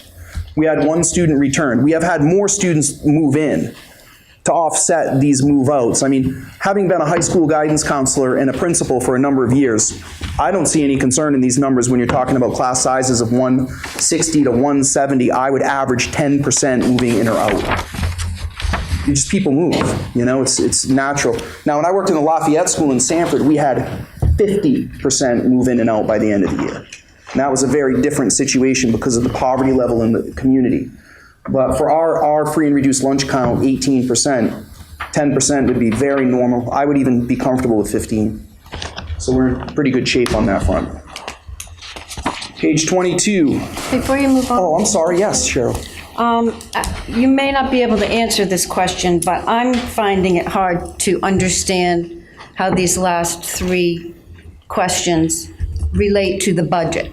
This is what we decided we wouldn't spend our time talking about. At our last meeting, you weren't here, 15 minutes of the administrator's time was spent discussing whether questions were appropriate or not. And what we all agreed to when we started was that we weren't going to editorialize on whether questions were appropriate or not. We're simply going to get our answers and allow them to go home. So I don't know that this relates to the budget, and so I should ask I'm keeping in track of another every single question? question that's not related. We can compare notes. I am also. Okay, may I go on? Thank you, Cheryl. I just want to be clear that the administration isn't going to get into the politics of what is or isn't about the budget. We answer the questions that are asked of us. Thank you. I'm not going to tell people what not to ask. That's up to you as a committee. Okay, we're going to answer the questions per statute. Okay, yeah, no problem. I just want to say, though, that we felt like we're compelled to answer because we were asked. Okay, thank you. For all lease to purchase agreements in place, what is the current status, years remaining, cost per year in lease, and the estimate of the life of the item? Lease purchase agreements currently in place. Memorial School, there's a solar hot air array. I'm not going to read all of this. You can read the details. The air source heat pumps and recovery units, and at the high school, there's a solar air thermal power purchasing agreement. The annual payment on that one is $33,500, and the term remaining is 4 years. The last payment is due in 2022. Next question is, what is the return on investment for the investment over 5 years where the direct digital controls are installed? And this did kind of come from last week, 2 weeks ago. Steve's working on that. Mr. Riley is working very hard to find that out. He doesn't know at this date, or unless you found out today. He did not. So he met with the vendor, he's working on it, and we'll get that information to you, as we do recognize that there's a potential immediate cost savings to installing those heat sensors. So I certainly would like more information myself about that item. Thanks for asking. You're welcome. Page 23, school psychologist. This has been on the wish list for several years. First question was, what will it take to make this happen? What impact will this have to the budget? And what law requires a school psychologist? We need to hire an administrator who can handle individual education plan team meetings and behavior consultation, response to intervention plans, and out-of-district placements and psychological evaluations. This is not a comprehensive list. A job description will need to be created.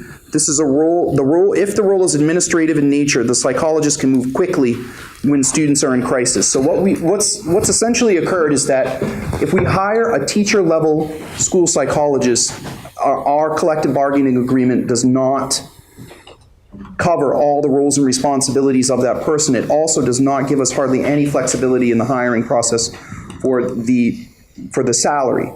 And the hard part about that is that school psychologists are a doctoral level position, and we can't get one. So we're paying for contracted services, because if you read below here, the law says you have to have a school psych to do the majority of evaluations at IEP meetings.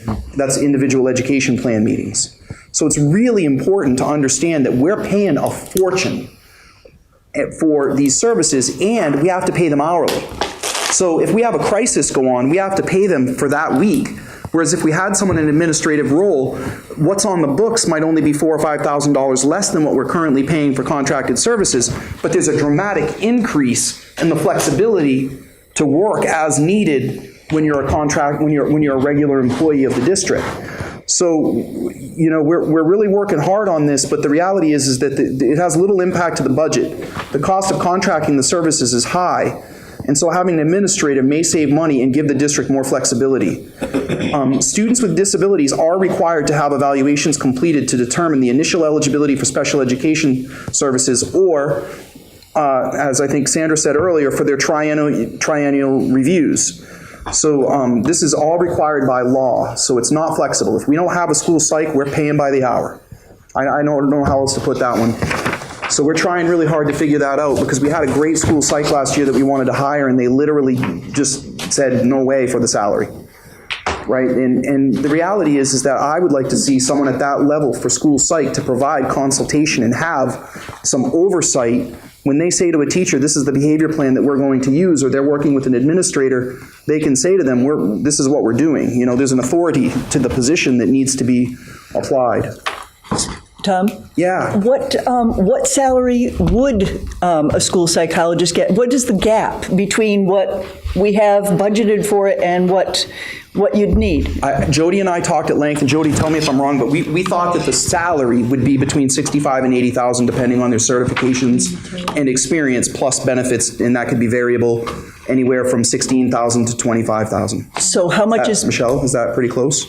Yep. So how much is budgeted for that? Nothing. Oh no, we have the money budgeted for where's Jody? We have money budgeted for a staff member right now, right? Can you explain how that's budgeted? It's a little tricky and it's on another slide, but I'll have her. Okay. So just to go back to the average cost for a second. So last year when we were looking at hiring our own employee, the individual that we tried to offer the position to was actually very insulted by what we were offering them. And they said, and they were new to the job. They would have been on a learning curve to some extent, but they demonstrated a lot of confidence within their interview sessions.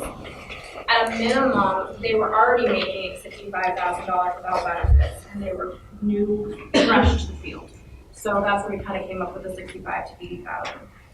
Right now, all the money for next year is in the other professional services line for contract services.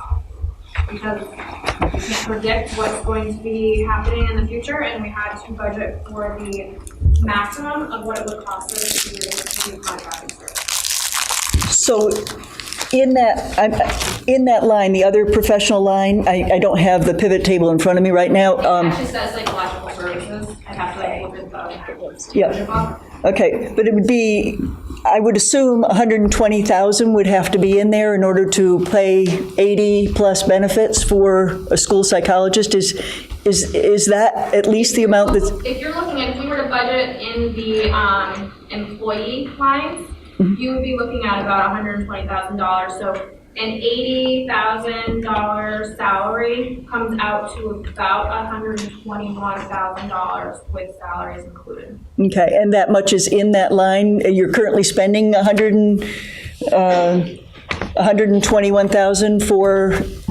the contracted services, or would there need to be more? So contracted right now, there's about $230,000. Okay. Because it's for 3 individuals for a total of 9 days. Each of those 3 individuals has a different rate. So we have one psychologist that makes one rate, another psychologist who makes a different rate based upon their experience with the company that we contract out through. So that's the total. When I calculated this out, I basically took the lowest amount and said, okay, if we were to make that person who only works 4 days a week, if we said they worked about 100, or if we said they worked about 5 days a week, what would that look like? That was about $115,000 just for their salary, recognizing that that amount will go up next year anyway, but I took what we're currently paying for the cheapest psychologist through the contract. Okay. So do we need a combination of a school psychologist and then some contracted services to meet all the needs in all the buildings? So if we were to get rid of contracted services entirely, we would need to hire 2 full-time psychologists. Okay. The proposal that we're looking at right now is to hire 1 full-time psychologist as an administrator. That gives us, again, more flexibility. I would be nervous if we were to say that we were going to hire 2 full psychologists brand new to the district, get rid of all of our contracted services, and then things don't go well with one or both of those new psychologists that we hired. Not to mention that one of our psychologists was recognized as Psychologist of the Year for the state. And my understanding has just been recognized at the national level as well, has won that honor. I would not want to lose that professionalism of that individual, and they're only here 1 day a week or as needed anyway. So really what I told Jody was to talk about balance. If we could, there are 2 ways that districts deal with this problem. They hire a psychologist as an administrator, or they have, when we open the collective bargaining agreement to negotiate, they set up a pay structure that's separate for school psychologists under the collective bargaining I think agreement. that would be ideal. It would be, yes, it just takes longer. And when every dollar counts, we're trying it would be ideal in one way, but I still like the piece about the administrative component where the psychologist can say to somebody, as an administrator, this is the plan we're going with. Do you know what I'm saying? Because sometimes there can be, with behavioral problems in particular, some resistance to the process that needs to be put in place to collect the information to accurately find out whether or not the student has an emotional disturbance. I'm struggling with this a little bit, which way would be the best way to go, but I think that ultimately the bottom line is that it's costing us a lot and we have limited flexibility. So one way or the other, we should solve the problem. I'm sorry it's such a complex answer, but it is a very complicated question. Well, from a budget standpoint, it sounds like you have enough in the budget to be able to hire the psychologist and retain contracted services. Is that true, or Yes. is it? Okay, thank you. Yes, if the board affords us the flexibility to make it an administrative position. Okay. Which I didn't love saying, by the way. It's not the goal here. It's just the needs of this particular position. Thank you. This is the line in the original budget presentation where you had listed as an $87,000 reduction when it was just a transfers from one item to another. Yeah, it's not a reduction. We made that clear. Yep, it is. Yes, thank you. Just making sure that that's been. Yes, in one area it reduced, in another area it went up. And it's tricky when that happens in a budget to make it clear and transparent. Okay. Technology. How many switches in total in the district?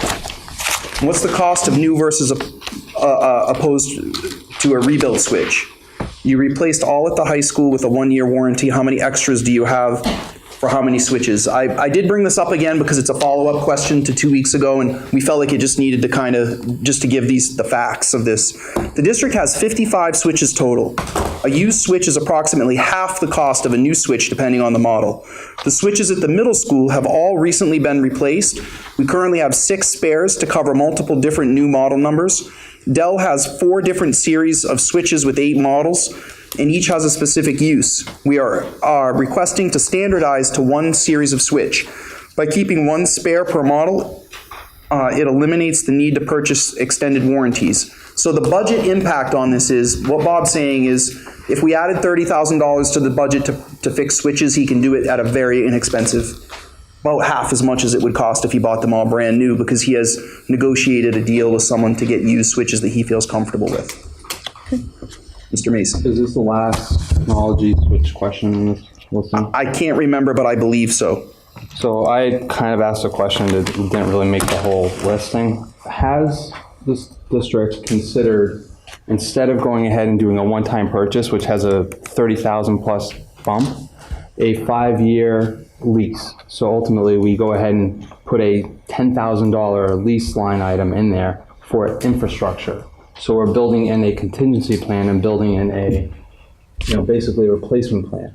So we can get new equipment at the same cost, if not less, and yet we won't be hitting the taxpayer. I do think that we have discussed that at a preliminary level, at the administrative team level. We haven't made any decisions about it yet because we just haven't had enough time to process it. I would say that is very worth exploring. That's just my opinion as the superintendent. I think that leasing has a lot of benefits, but we would want to, it's a perfect example of what Mr. Doggett said, which was getting it out to bid, right? If we're going to do leasing for technology, that would need to be a real bid. In my mind, I would want real sealed bids, open publicly, the whole nine yards, so to speak.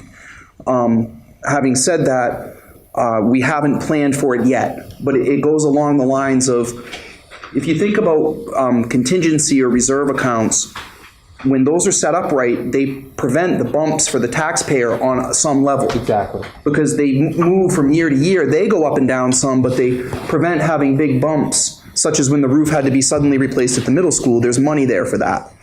So it really helps. And what Corey's proposing, Mr. Mason is saying, is exactly a process by which that would be done. But to answer his question, no, not for today. But yes, it would be worth exploring. Could we discuss that at the board meeting next week, Mr. Broderick? Yeah. That'd be helpful. Well, I think before we discuss it, we need you and Bob Ficker perhaps to give us a whole proposal rather than, thank you. You know. So I think the short answer is, for now, if we funded these switches, it would make a big difference, but I think we should explore this. Yeah, capital reserve accounts stabilize or the level of the budget instead of having these peaks and valleys. Yes, that's the hope. For the past fiscal year, please provide a list of all persons or entities that receive motor vehicle use payments or stipends and the amount paid to each. So we did put a chart in slide 28. Most employees are eligible for travel reimbursements under the collective bargaining agreements. Due to the way the budget was coded in the past, it is very, very difficult to compile these total figures. In order to provide this level of detailed information, we would have to hire a staff member to audit these records. I want to tell you that I personally went to find out the answer to this question. And I had our accounts payable person and our, I'm sorry, what is Marie's technical title? Accounting. The person who handles our accounting walk me through the process to do one. I was a little bit shocked and baffled at how complex it was to just go get, what I asked for when I first walked out of my office is, can you just photocopy me all of the different, we sign a form, some of us, to get mileage reimbursement. Can you just photocopy all of those for me? And the response was, no, we can't. And I said, why? They exist in 6 different spots. I'm like, what do you mean they exist in 6 different spots? Well, it turns out that people can apply for travel or mileage reimbursement through their learning plan, which is the system that we use to track their state certifications. So there's all of those printouts. And then there's travel for special education, which is housed in a separate area. Then there's travel for regular education. I just want everyone to know I am happy to give you this information, but if you want it now, we've got to hire someone to come in and audit our records and give it to you. We don't have the manpower to photocopy all of that. It would be a huge book of paper for every single different time that somebody gets mileage reimbursements. So I'll take questions on this one in a minute, but I want to go on to we are definitely looking at streamlining this. There's one thing that I want to see is that, I always hate saying this, my friend Dr. Ross Green always says when you have a problem you want to declump it, and I always think of cat litter. But it's like well anyway, so when he says to declump it, I want to see clear lines in our budget that are for automobile reimbursement, air flights, conferences. I mean, this shouldn't be this hard to figure out, okay? I want to be honest about it. It's frustrating for us too. But we're not going to lie to you. We're going to tell you we don't know. We have to pull it together. There are some places that we can see travel, but it's not just cars.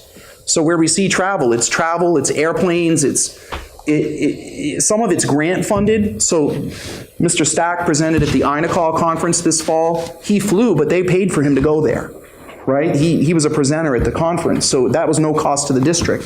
I just want to get a clear handle on it before I start throwing out numbers and talking about what the impacts are. Having said that, let me just keep going, and I'll take questions on that one in 2-3 more slides, okay? Because when we look at the chart. All right, pre-kindergarten tuition students, please provide actual tuition costs for non-SPED students. Please analyze transportation options for PK tuition students. I'm not going to read all of this. Jody said it was roughly $165 a month or $1,650 per year. The reality is that if we provide transportation, we have to just provide transportation. So it's tricky. Because if we provide transportation for the regular ed kids, if we're one kid over on the size of the bus, we need another bus.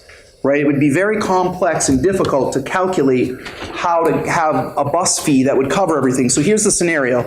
You get this bus full of little kids that are riding, and then this one mom wants their kid to go, but that pushes the whole situation over to have to hire another bus. So does that kid just pay the $16 and then we pick up the next bus? Or do we include that in the cost for our transportation? So when Jody and I talked about this, we really are looking at bus routes as part of the bigger picture. And I just want you all to know, whatever we can do to give our pre-K kids whatever options we can, I am all about that, because the research is clear that if we help kids prior to the end of third grade, they are way more likely to succeed as older students. So I'm totally sold on working with more pre-K kids. I just wouldn't know how to charge someone for bus fees, right? And be fair and equitable about it. Jody, did I get that? We've talked a lot about this. Is that the general summary? Yeah, I agree. Is there anything you want to share? Okay, so you can read the information here. Right now, you know, we are supposed to have 50% regular ed and 50% special ed, and we really want to encourage getting some of our regular ed kids here. You're going to hear a lot about early elementary from me the next couple of years, because I recognize that once you learn how to read, you have to read to learn, right? So fourth grade, you're reading to learn. You're learning the content through reading. You can help these little kids out really early. It makes the whole system more effective. Okay? Page 26, health insurance waivers. What is the amount paid? We have 2 questions. Oh, I'm so sorry. Go ahead, Jim. Correct me if I'm wrong, your scenario about if a parent decides they want to win the lottery and put their child on the bus, we don't supply transportation to them. Right. That question was, could we supply transportation to them? And I was saying that I would love to, but I wouldn't want to charge them for it. Oh, okay. If we're going to provide it, I think we should provide it uniformly. We concur, Yes. No, I'm glad you asked. You left that little bit out. Sorry, I'm trying to keep us moving. Thank you. Mr. Doggett, I think it's important to recognize that I appreciate your comment, but also that I just want, if we can get kids into school earlier, it really makes a big difference. You know, so thanks for bringing that up. Clarification on the numbers, the last paragraph, currently Bakey, AM 11, is that 11 students, special ed and non, or is that? Combined total. That is combined, thank you. You're welcome. Cheryl, I'd like to see that go way up. So we'll be working on that one. Can't talk about that tonight. Nope.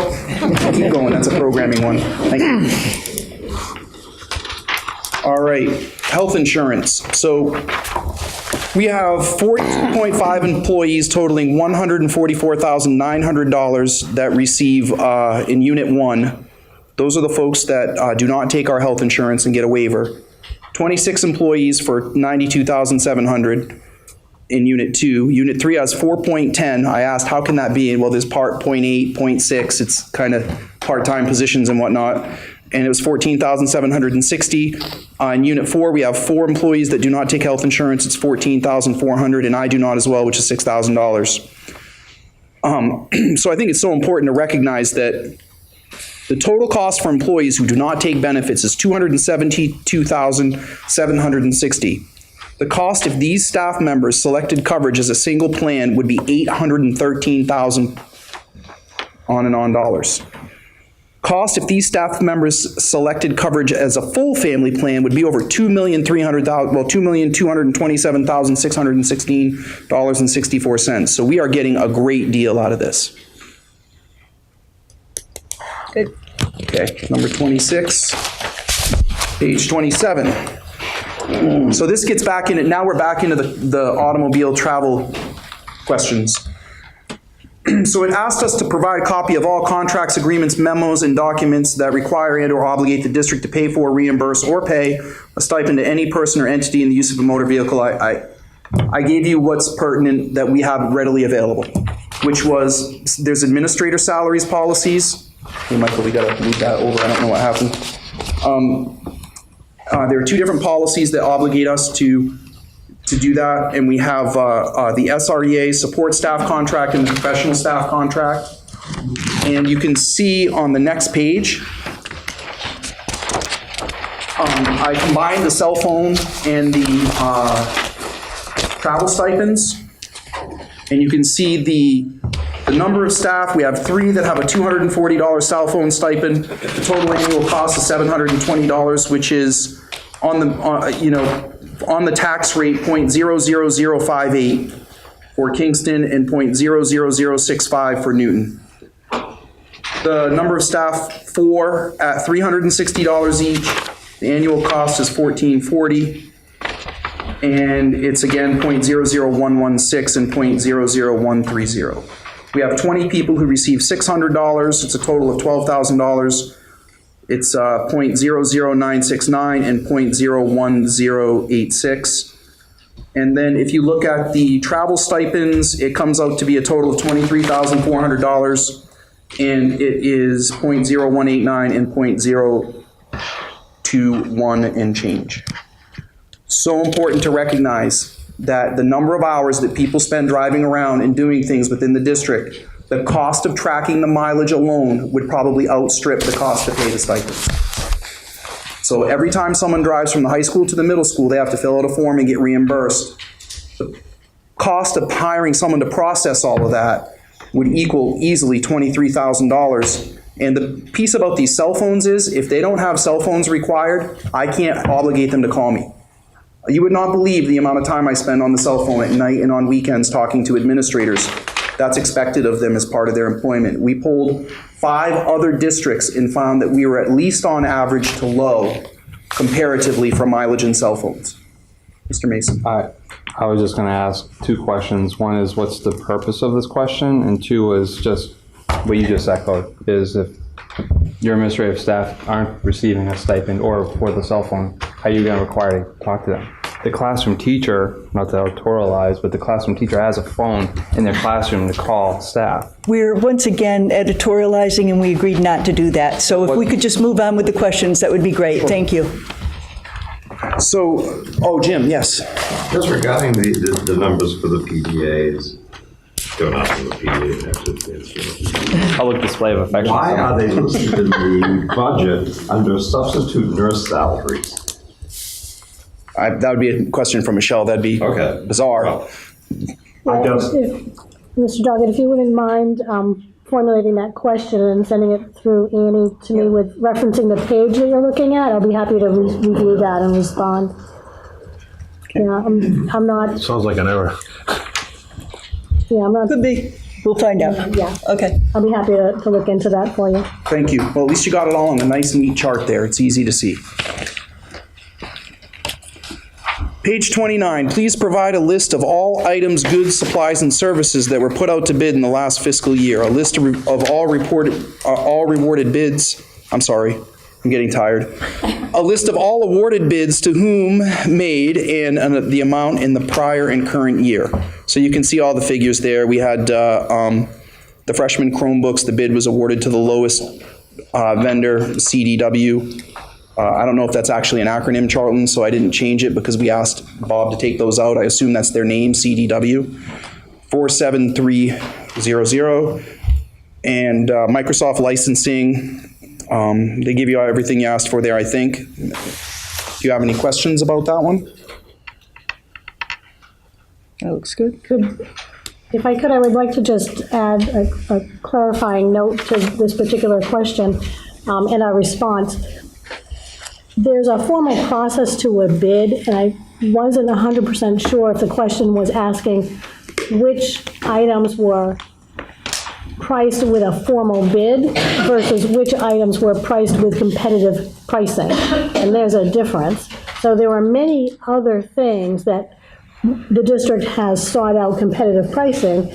It's a little bit of a challenge for me to gather them because I wasn't here at the time that this was done, but there are others that aren't listed, but they weren't bids. They were requests for proposals, or maybe a particular situation where the number of vendors that were really available was limited, and so phone calls were made to them to discuss what the needs were. So I don't want the response to this to imply that these are the only vendors where competitive pricing was sought out. Thank you. Okay, the next question is, what would the $25,000 cut from your original professional development request go to support? What do we lose with $75,000 in PD versus $100,000? What do you propose $75,000 in professional development be directed towards? So I just want to be clear that we went over that a lot last time, but I'll try to help with a little bit more with the $25,000. So the purpose of the professional development money, and I want to also remind everyone that we made cuts to fund that money, right? Like, we're not asking to add $100,000 in PD to the budget or $75,000. We're asking to reallocate $75,000 to professional development. We cut $25,000 because it brought us over a zero year-to-year budget, right? That's why the budget came out at $3,500 less. The $25,000, my goal is to say to teachers, I want you to review your students' work, take a look at where they're doing well, take a look at what it needs improvement, try some things to make improvements, and then tell us what you need help with to improve your teaching. And then we'll use this money to figure that out. So the goal is to work with teachers to figure out their needs and meet those needs. So it's difficult. I would say literacy and math would be the first two places that we would start. Our strategic plan definitely has a focus on pre-K 3, and I really want to make sure that we start working with the pre-K 3 teachers to support them, because it's such a critical time in children's lives. And certainly we've all recognized that the SAT scores at the high school and our math program, we want to provide support for those teachers if they're willing to work hard to do something about it. So my hope would be that we can pay teachers to analyze data, to make decisions about instruction, and then get them whatever support they feel they need to move it forward. That would be my hope with this money. Other areas that I'd like to see happen is I'd like to see teachers have time to develop days either in the summer or on professional development days where they are sharing their best practices with each other. So there's nothing like hearing your neighbor talk about what they love to teach or the way they do things. We have some incredible teachers in this district. I want to provide a structure for them to share with one another what they're doing well and right. So it's really not a blanket purpose, but I love the question because it lets me talk about my favorite part. So. We've been going for a couple of hours. Would anybody feel like you'd like to take a 5-minute break? Would that? Great idea. All right, let's do it. A real 5 minutes, though, not 15. Yeah. Real 5 minutes. Can you tell which school it is by that? It's just going to be noisy on the. Very well. If it's good, we did it. If it's bad, it's Of course. I got big shoulders. Good job. Yes. Is it the, 29, no, wait, are we on 30 or 20? I thought we were on. We are on 30 now. We are on 30, thank you. All right, what amount should be saved in the budget for reserves? Specifically, why should this be done? If part of the answer is for emergencies, please list such emergencies that could occur in a school district. What is the current status of all reserve funds in the district? Seems like it would be pretty simple to answer, but it was pretty complicated.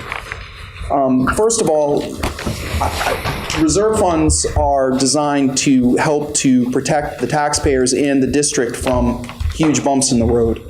So the goal is, it's almost like if you think about diabetes and blood sugar stabilization, if you keep everything level, then you're moving forward. It's when you have the big bumps that you have problems.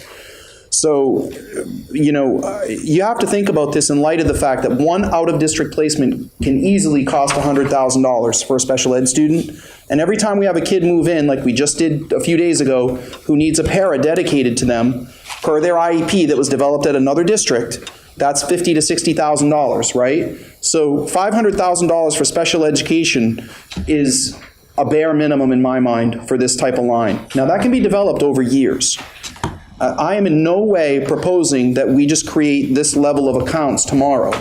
I'm saying that as we reduce budgets or put budgets forward, we should start building contingencies so that then we can go through the budget and do things like cut some of these lines really tight to what the actual expenditures have been for the last couple of years, because we have some place to go if there's a problem. I would say $700,000 in conferring with Michelle and others for regular education. That includes for situations such as extended teacher leave, unanticipated class size increases.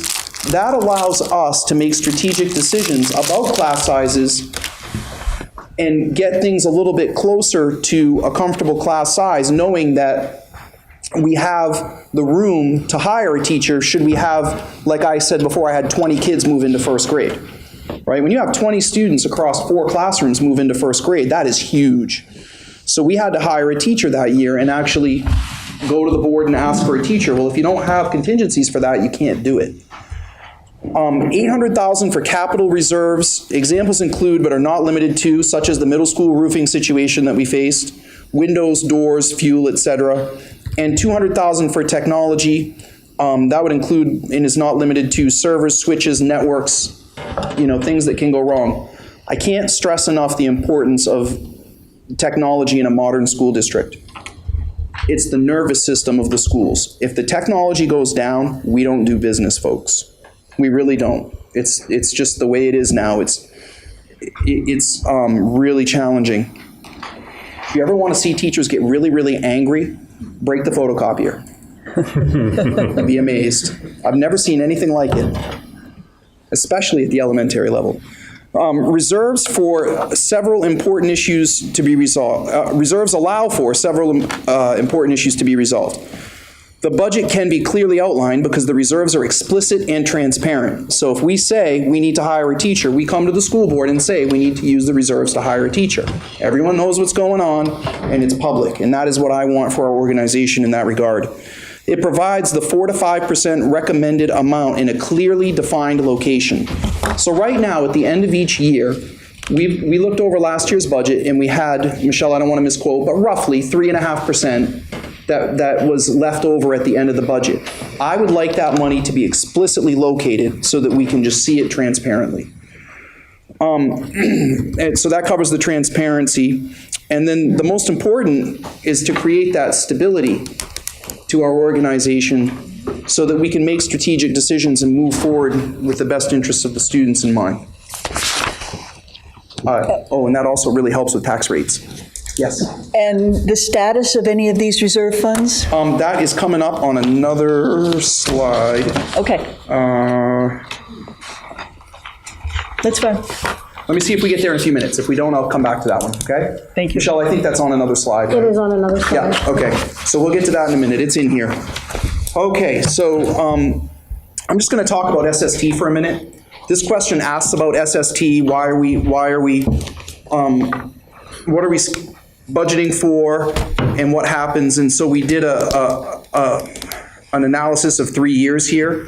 And really the synopsis is that after doing some research on this, the team feels like 100 slots is perfectly fine for SST because some students are applying for programs and they just don't get accepted to them. So even if we had a slot to pay for it, we wouldn't be able to put them in it. And the status of the 10th graders is that SST is opening up to 10th graders for next year, correct?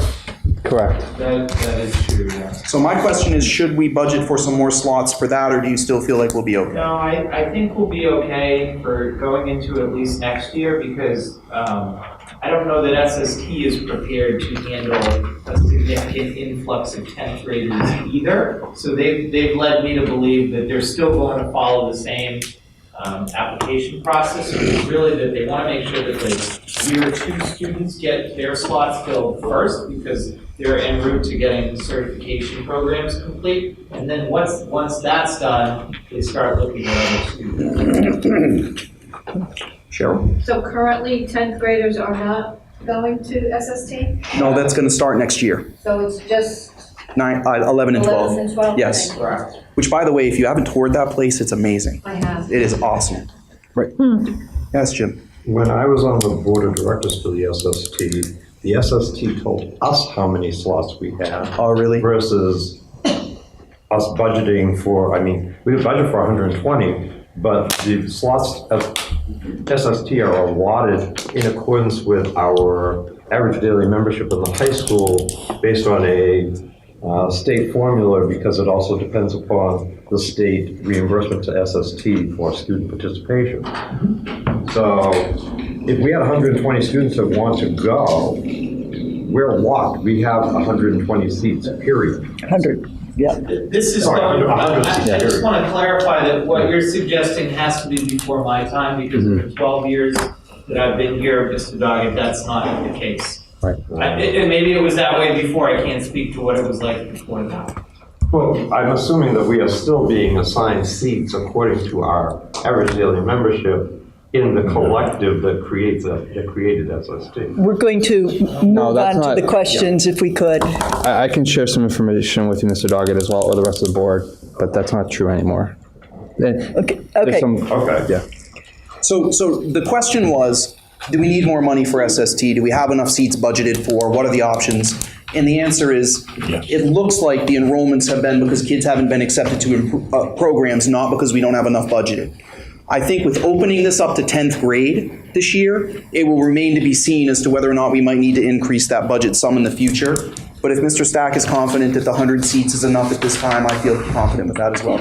Okay, thank you. Just one quick comment. That's not just SST that's opening up to 10th grade. That's CTEs or Community Technical Education Centers statewide. Thank you.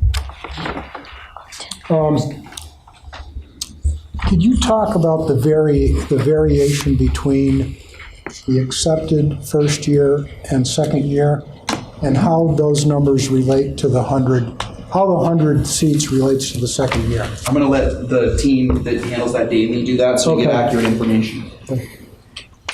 Yeah, I mean, we always have a lot of, I'm going to let Heidi chime in too. SST always has, this is across the board for all of their sending schools, a lot of kids who do a first year program who find it's just not a great fit for them and they don't want to go back and do the second year. Either they don't like the field that they were in. Some of them want to try a different year one program. Some of them go on and do some kind of an internship back here at their own school, or just any other multitude of reasons. So it's generally, every year it's about 60% year one, 40% year two. That's about the attrition rate on average, as long as I've been here, it's been about that. So do we have 100 seats reserved for year two also? We don't, it's not so much a reserved seating system. So, I mean, they build, just like we do when we're sort of getting ready for next year, we're building what we anticipate. So they're anticipating we're going to be sending about 100 kids. They know what the trends tend to be. They're setting up their staffing for that. So they built their budget around this target number that they're trying to reach. Now, obviously, if they get more than that for students and they can accommodate it, great. If they get fewer than that for students, then that's going to end up raising the tuition costs for all the sending schools. And that number fluctuates quite a bit. They have a whole kind of science to the process as they're going through, and they usually look at a 5+ year history when they're trying to make some of their projections. So how do those 2 years? Could we? How do those 2 years relate to our budgeting? Jim, excuse me, we're going to move on from budget, because we already got the answer to the question on, 100 students is enough, and we're going to stick to the budget. Okay? Thank you. I suggest that the school board and others submit their questions to the school board chair and I about SST, and I might have some answers relative to retention rate and other things. Great. Okay. The superintendent. Number 32. Yeah, superintendent, sorry. That's Then- and it's he'll on the- find me. We're all excited about SST. It's just going to get bigger and better. So we'll keep talking about it, right? Doing great things over there. Okay, so on slide 32, the question was how many students participate and what is the cost that students pay, and is that a portion of the $17,500 in the budget or in addition to that amount? There was an account number attached to this. Sorry, we didn't put it in the slide. I'll just answer the question. The request refers to the line covering the fees for NECC, the Northern Essex Community College Dual Enrollment Program. This includes tuition, AccuPlacer testing, and textbooks. Families are responsible for $250 towards these costs. This year, there are 22 students enrolled in the program, which consists of 2 classes, English Composition 1 and a college success seminar. We have to budget the full amount. Any money received is considered revenue and offsets the bottom line of the budget, not this line item. Yes, Cheryl? Do students get college credit for these courses? Yes. Okay. Is this $206, $212 just for substitute teachers? If not, break it down. Who exactly does this $27,160 cover? And in most companies, if someone is out a day or two, someone just covers for them. Considering a short work year for schools, this seems excessive. Please explain.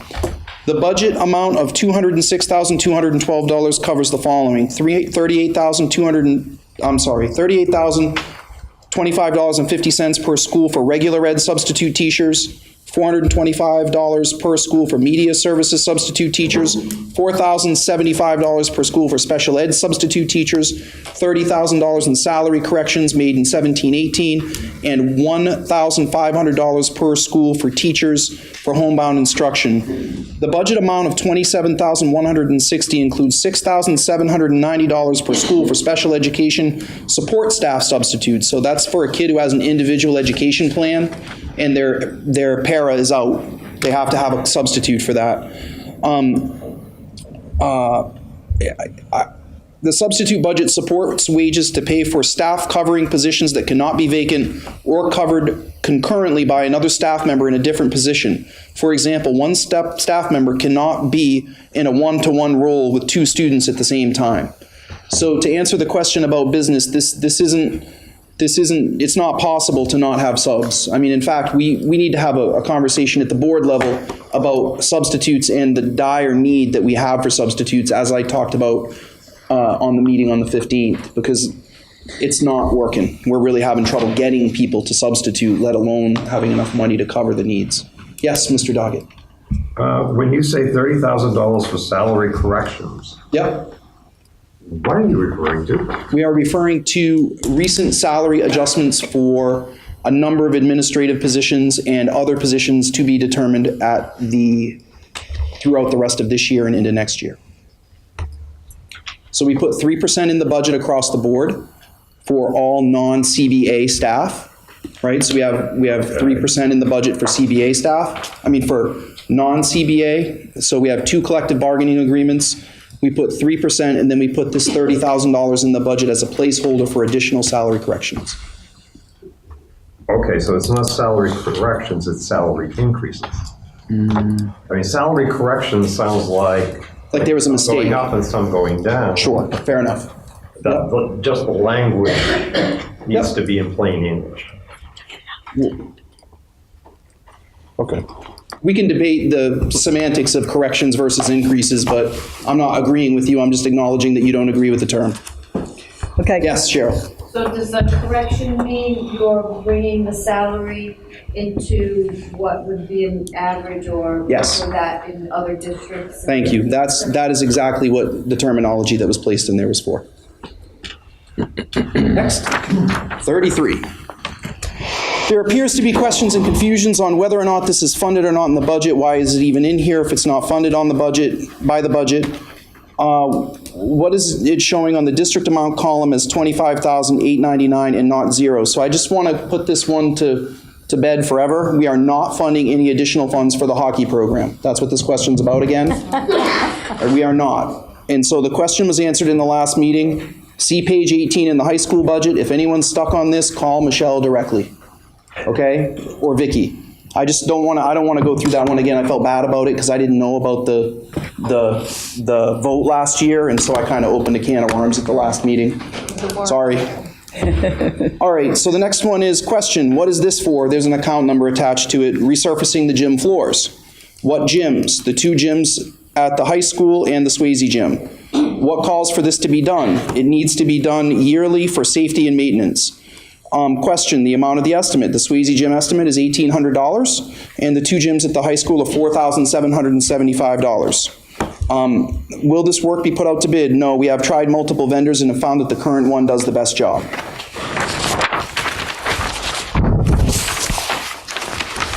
Account number 5100, I won't read all that. In the past year's actual was a lot less than the $36,250 that was spent. Why is this going up over $16,000 this year? The answer is that the amount is not going up $16,000. It is the same amount that was budgeted last year. This is for substitute custodians that are called on an as-needed basis. The next question. Oh, sorry. You guys good on that one? I'm going too fast again. All right, this is this amount not covered in other travel and stipend expenses found throughout the budget? Specifically, who is being paid this that is not already covered otherwise or by stipend or budgeted elsewhere? Explain in detail where the travel is to that would amount to 6,730 miles. Okay, so I just want to make sure that everyone knows that no one's saying that anyone's driving 6,730 miles. This is the amount for me, for conferences, at the amount of 3,500, but it's for travel and conference fees. So if I need to attend a conference, it includes driving, conference fees, and potential flying, right? So I just don't want anyone to think that I'm driving, I just wish I could drive 6,730 miles and get some great books on tape done. All right, so the next one is, again, we have the same request, same types of things. That same amount is for the business administrator to attend conferences. But again, it's not just driving mileage, it's conference fees and travel. Number 35. Can I ask you a question? Yes. Again, I didn't ask this question, but you gotta fix this next year so people can really figure this out when they look at it. Obviously, it's continuing confusion. I wouldn't agree that it's continuing confusion, but I hear your point. I'll take your feedback at any time. Okay, maybe it will be my question. I'd be happy to. What's your question, Mr. Swayze? No, I don't have a question tonight. Oh, good, okay. I think, are you asking, are we going to simplify this next year? Yeah. Oh, yeah. That's what I meant. Oh, yeah. That's what I meant. Well, he's a lawyer, so he doesn't ask him to simplify. Yeah. I mean, the reality is that we are required by RSA to answer your questions. Yeah. And these were the questions that were submitted. Yeah. The superintendent already touched on this, but the three of us have been in discussions about really looking at the whole accounting procedure and how it's done and what have you. We're not prepared yet to present anything to anyone, so that's why we haven't talked about it. But I guess the three of us can say we assure you things will be a little different next year. Is that a fair way to put it? I think Mr. Ambrose has said that too. Yeah. That's a fair question. And I think it's But important based on what he's saying, his question, I think that's a way to answer it. Yeah, I think that's fair. But I just want to make sure everyone understands that the part that won't be different is that we have to answer the questions that are asked. Do you know what I'm saying? The only thing that would be better is that we'll be a little quicker at getting some answers, but some answers require a tremendous amount of research if you want that level of detail. So the answer is yes, some parts will be different and a little clearer, but process-wise, we're kind of doing the steps that are required by the RSAs. All right, so recent school board meetings, including the November 1st presentation of I'm on number 35. Superintendent's proposed budget. Mr. Tamel and Mr. Ambrose have both referred to the district's combined 71% college matriculation rate for the class of 2017, 40% four-year and 31% two-year is one of many reasons to celebrate. Historical data from the New Hampshire Department of Education website shows that on average, SAU 17's college matriculation rate prior to 2017, a 10-year period dating back to 2006, note that no data was reported for 2010, was actually higher at 74%, 42% four-year and 32% two-year, 3% fewer of our most recent graduates attending college than in the preceding decade. Our students are participating less in both the two-year and four-year categories. Please explain how this downward trend is worthy of celebration. I just want to be clear that a percentage point could be half a kid, right? And to keep that steady, considering the challenges that the children today face, is a significant task. Right? Getting kids excited about learning and going to college today is infinitely harder than it was when I was in college or high school. We are up against unbelievable odds. Technology, drugs, Xboxes, PlayStations, parents who work 3 jobs, parents who don't really believe in school. So to keep those levels that steady is amazing. I just want you to hear that from me as the superintendent. I am absolutely floored at how hard this high school works to keep these kids excited about school and to get them to college. And 100% of our students have post-secondary plans. That is unbelievable. Right? Now, I'm not saying that it's perfect. And I think there's room to grow. And I would love to see us raise aspirations, but this question gets at the heart of our real problem that we face. Why?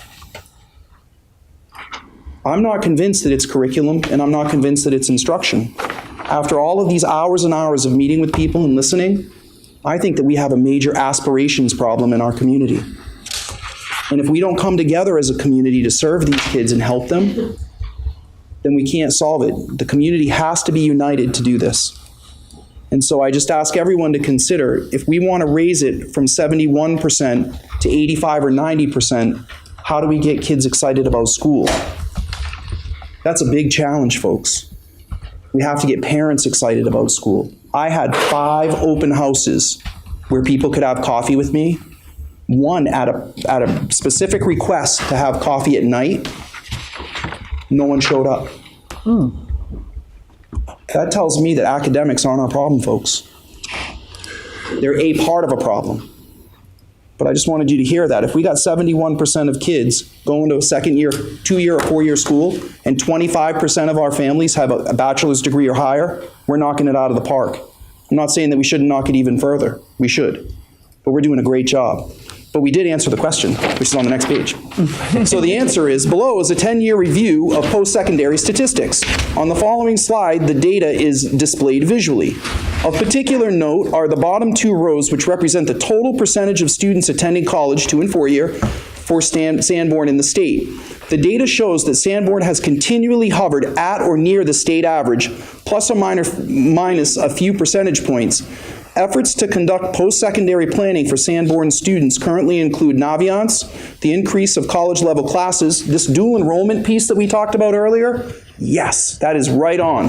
Because if a kid takes a dual enrollment class and succeeds, they start to believe that they can do it, even if their family didn't go to college. We have 44% of our students in the junior and senior class participating in these. We're very excited about that. I asked this question, and I would think that with kids taking dual enrollment classes, something that's available in recent history, we would see that trend kind of on the upswing when in fact the 10-year average has been lower than it was. But again, now than it was. 1 or 2 percentage points is a few students. It's not. It's still not. I would say 5% up or down is totally reasonable, right? I'm not. Well, anyway, about the budget, this is an educational philosophical conversation, but... The second part of the question that didn't get transferred over, and it was in what expenditure items in the proposed 2019 budget are planned to address or improve this trend? And you did just reference the Naviance and the dual enrollment. I thought we answered that.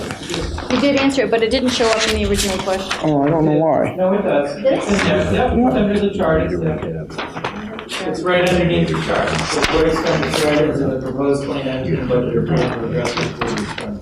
We just answered both questions together. We were just trying to, the answer was that we're not going to do anything different. We're going to keep it level funded. We're going to continue to impress upon our Naviance work and local work. We don't have any new initiatives planned in new dollars.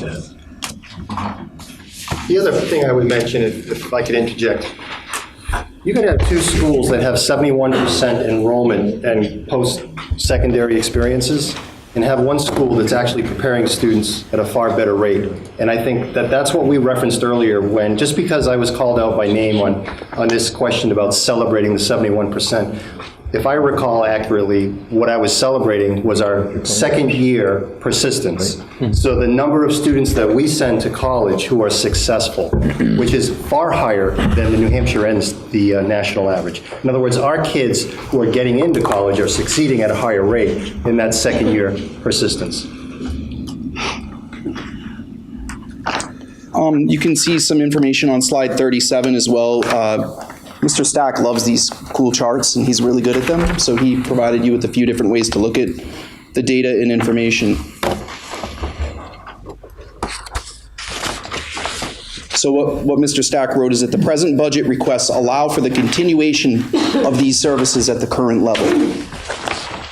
No additional services.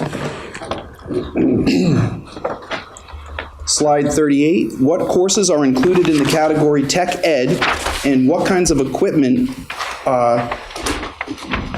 do they have that requires maintenance, and are these elective courses? So tech ed at the high school covers welding, wood shop, automotive, CAD, computer-aided drafting, and pre-engineering robotics. We have very expensive equipment in these areas. In the shops, this includes both power and hand tools. How many students are enrolled, and has this been relatively stable over the years, and how many instruments does the high school own? At SRHS, our band enrollment is currently 47 students, up from about 35 at this time last year. Our enrollment in this program is expected to climb in the coming years due to a large expansion of the band program at the elementary and middle school levels. There's a little click here, but we provided you with those documents so you didn't have to click anywhere. But when we posted on the web, we wanted folks to be able to find it. It's got the inventory of the high school-owned band instruments, and this document is maintained by our high school band director. The next one was, do purchases go out to bid? If not, do the schools collaborate with one dealer to possibly get a better deal if buying multiples? It depends on the purchase. We are exploring collaborating with Fremont to get better deals, and Michelle and I are talking every day about ways to create efficiencies in all areas, supplies, transportation, whatever we can to funnel more dollars back to the kids, because that's where we want them to be. Any questions on that page? I kind of whipped through those three, but just want to give you a chance to. Okay, page 39. Question, 25,000 says that it includes system support. What does that mean? And then a bunch of more information. I'll just read the answer. This is for local and long-distance charges for the high school phones. It also includes any phone system maintenance for the high school phones. As mentioned previously, and all of these requested amounts are based on previous 3 years' actual expenditures. The high school is a larger facility. The next question is, how many art classes are there in total, and are the same ones offered every year? Currently, SRHS offers art courses in the following areas: visual arts, drawing, painting, ceramic sculpture, digital media, photography, and mixed media. They're generally the same classes offered each year, and although some classes are added or retired based on student interest. Next question is, can and are needed supplies be bought with other schools to get a volume discount? Same. Can and are these combined with supplies needed by other schools and or athletics to get volume discounts? Again, we're researching that and hoping to create some efficiencies in those areas. Slide 40. Please identify all funds in the district and amounts in each, including all revolving funds. This is back, Annie, to the question about the accounts. Yes. Principal accounts are actually student activity accounts and are not a part of the budget process. Reserve funds include special education, $229,095, facilities maintenance and repair, $154,172, and there's a revolving fund. It's a facilities use fund that Michelle and I are kind of exploring and trying to understand. We had to call Matt Angel to get some feedback from last year about this fund, and we're still working on that. It's $297,722. Speed Demon, back on 39 really quick. Question 59, can our needed supplies be bought with other schools? That's the cooperative purchasing policy that the school district's allowed to do. Yep. DJD for reference. Thank you. So if we want to purchase with Fremont, let's do it. Yep, sounds great. Yes, Annie? I understand that there's a limit on how much you can have in a school that is less than the town's. I think it's 2.5% of the general fund, if I'm correct. What? I think you're right. Okay. I looked to Michelle. I think so. I guess my question is, does that 2.5% involve a combination of all funds, or is it kind of just for an education fund, or what? There are various, I'll jump on that. There are various different types of funds. You can see here we have reserve funds versus revolving funds. Mm-hmm. The specific fund that you're referring to is, in the last, I'd say, 3-ish years, the RSAs were changed governing school districts, which allows school districts to retain a portion of their unreserved fund balance if that has been authorized by the voters, which I believe it has been authorized here. There are no funds set aside at this time in that. it's an unrestricted reserve, if you will, which is different from these reserves, which are specific in nature. You cannot use money from the special education fund if you have a vehicle breakdown and you need to purchase a new dump truck. It's specific for that purpose. The fund that you're talking about is not specified in that manner. It's a contingency fund, if you will. It's a reserve that allows you to carry funds from year to year for unforeseen expenditures. And the thing is, So that is subject to the 2 or 2.5% calculation. These are not, because they're specific in nature and outside that. Okay.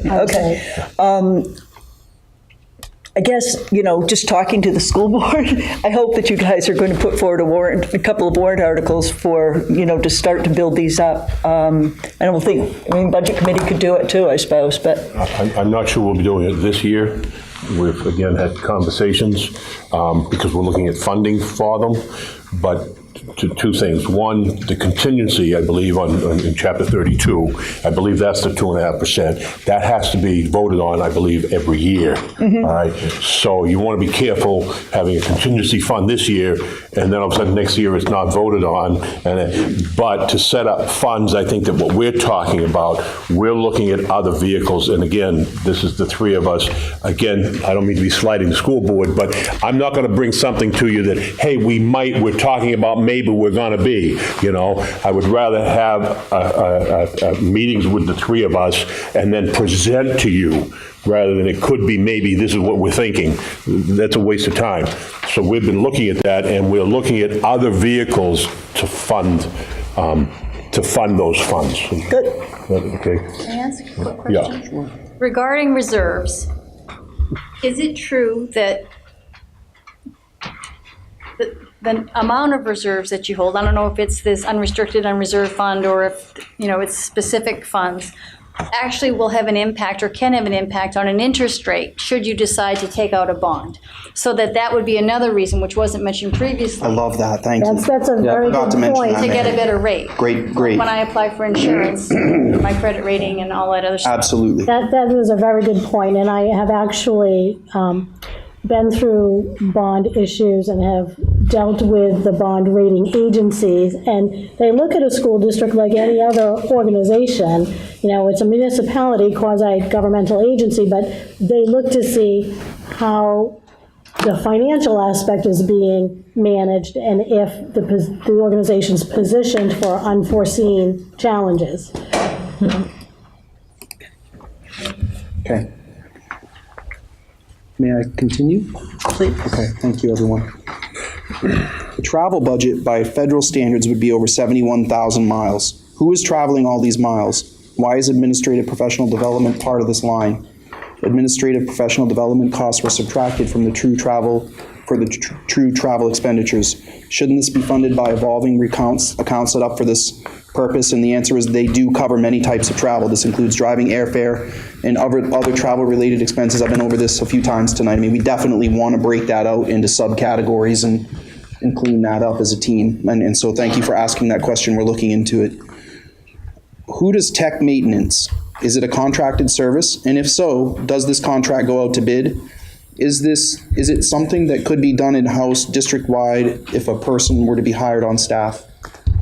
I just wanted to quickly mention, I just thought of this, and I think it's important to know. I don't know what happened here before, but it is really, really important to me that things are either done by getting competitive quotes or through going through the true bid process. And I know that everyone here is kind of wondering if that happened in the past. I can't speak to that, but I want you to hear from me that I wasn't even comfortable pulling $33,000 out to build one wall.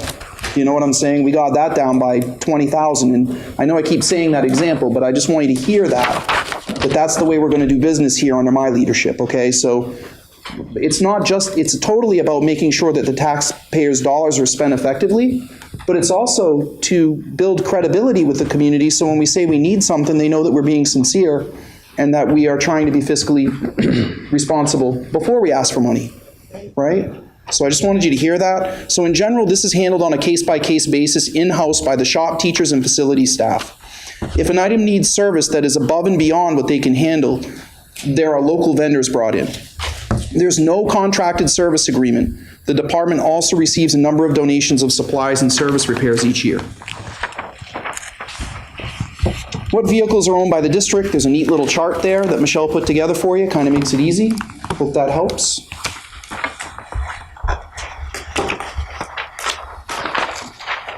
I'm going to go on to page 42 if everyone's comfortable. I don't want to, what did you call me, Lightning McQueen, Corey? Speedy McQueen. Oh, I love Lightning McQueen. I love Well, I'm going to say one more sarcastic comment. We want you to break down these walls, but yeah, you put one up already. What is the number of regular ed high employees that make up this amount? There's 46 employees, so whatever the account was is right there for you to reference, whoever asked. How many employees make up this amount? Please explain other. This is one employee that makes up this amount, 40,513, that account that was there. How many support staff high make up this amount? There's two employees. And how many tech support high make up this amount? There's one technology person at the high school. So the folks who asked those questions, there are the answers for you. So the next question on page 43 is, this works out to $367 per month per copier. What is the cost of the lease versus supplies, and what controls are there on supplies?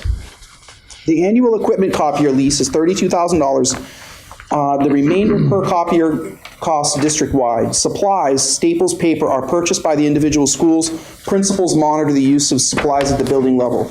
So I really wouldn't dare to say to a teacher, you can only have this amount of paper for your class if you're teaching first grade versus third or whatever. We don't do that per se. I do want to impress upon everyone that we are going to have a conversation about per building, per pupil, per teacher purchasing in the future and taking a look at kind of that whole process about the way the district's set up through the budget process. Because it did seem when we analyzed the budget in the first round a little bit wavy. That one building had more here and another one had more there, and I just want it to be fair for everybody. So we'll be looking at that and talking about that in the future. I don't think Michelle and I are going to sleep for the next year, but we'll keep going. How many students are attending and what is the parent contribution? This line covers the fees for we already talked about that. Yeah, we did that one. We already did this one. It had to be one duplicate question after all the reading that we did. $15,836.39 in administrative professional development. Is there a method to recover our investment should the administrators leave the district? $14,500 in administrative professional development travel. Is this in addition to the travel stipends received? Policy GCBB outlines how the district can recoup money paid for administrators' professional development in the form of coursework. We can recoup some costs, but it is limited in scope and it is only for administrators. Professional development travel is in addition to travel stipends, which covers in-district travel. Page 44. How many employees make up these respective amounts? Lines, there's lots of them. And please further define other special ed. Special education salaries, there are 3 employees that make up this amount, $188,396. Support staff salaries, there are 11 employees that make up that amount, $247,936, 6 cents.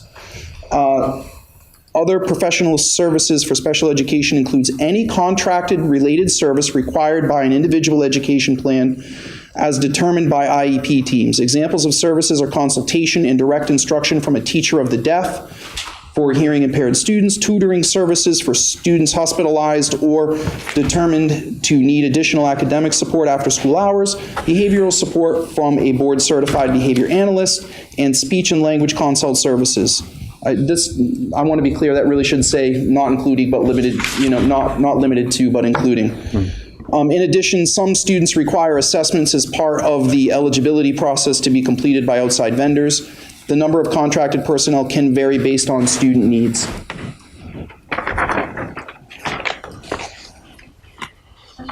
Yes. On the first one on that page, is that, I don't know what those line items refer to, but is that high school? I believe so, Jody. Yep. Yeah, the Joe? 3 employees in the line. Yes. Yeah, the 27 is in there. Yes. See the 27 in the line? I have it There. memorized. Oh, okay. Good job.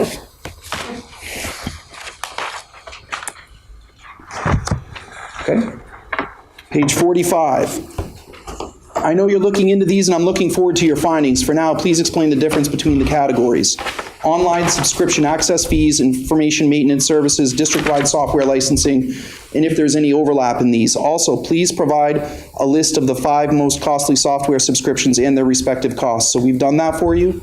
One of the online subscription fees, they include a variety of web-based applications, the vast majority of which are curriculum-based. District-wide software denotes an actual software program that is purchased, such as Gradebook, Frontline, Infinite Campus, while district-wide software could include specific curriculum-based software. It is predominantly for the management of the school system.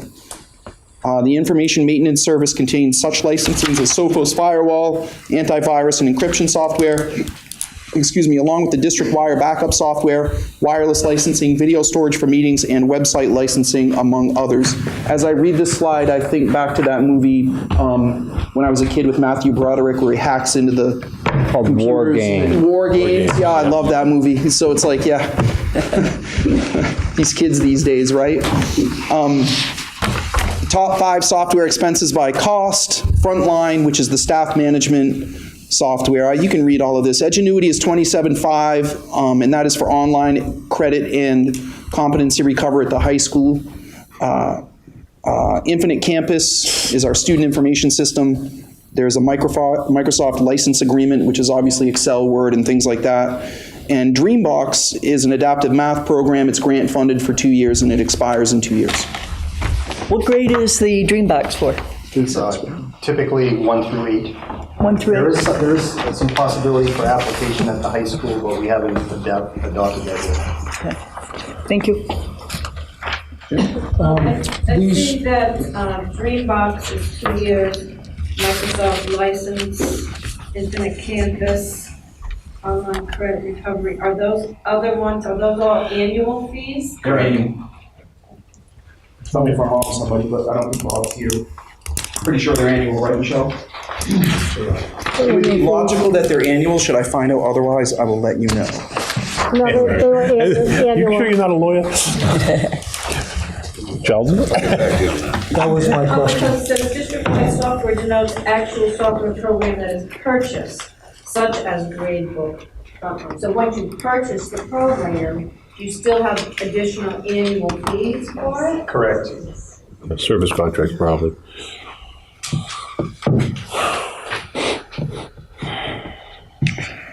Any other questions on 45?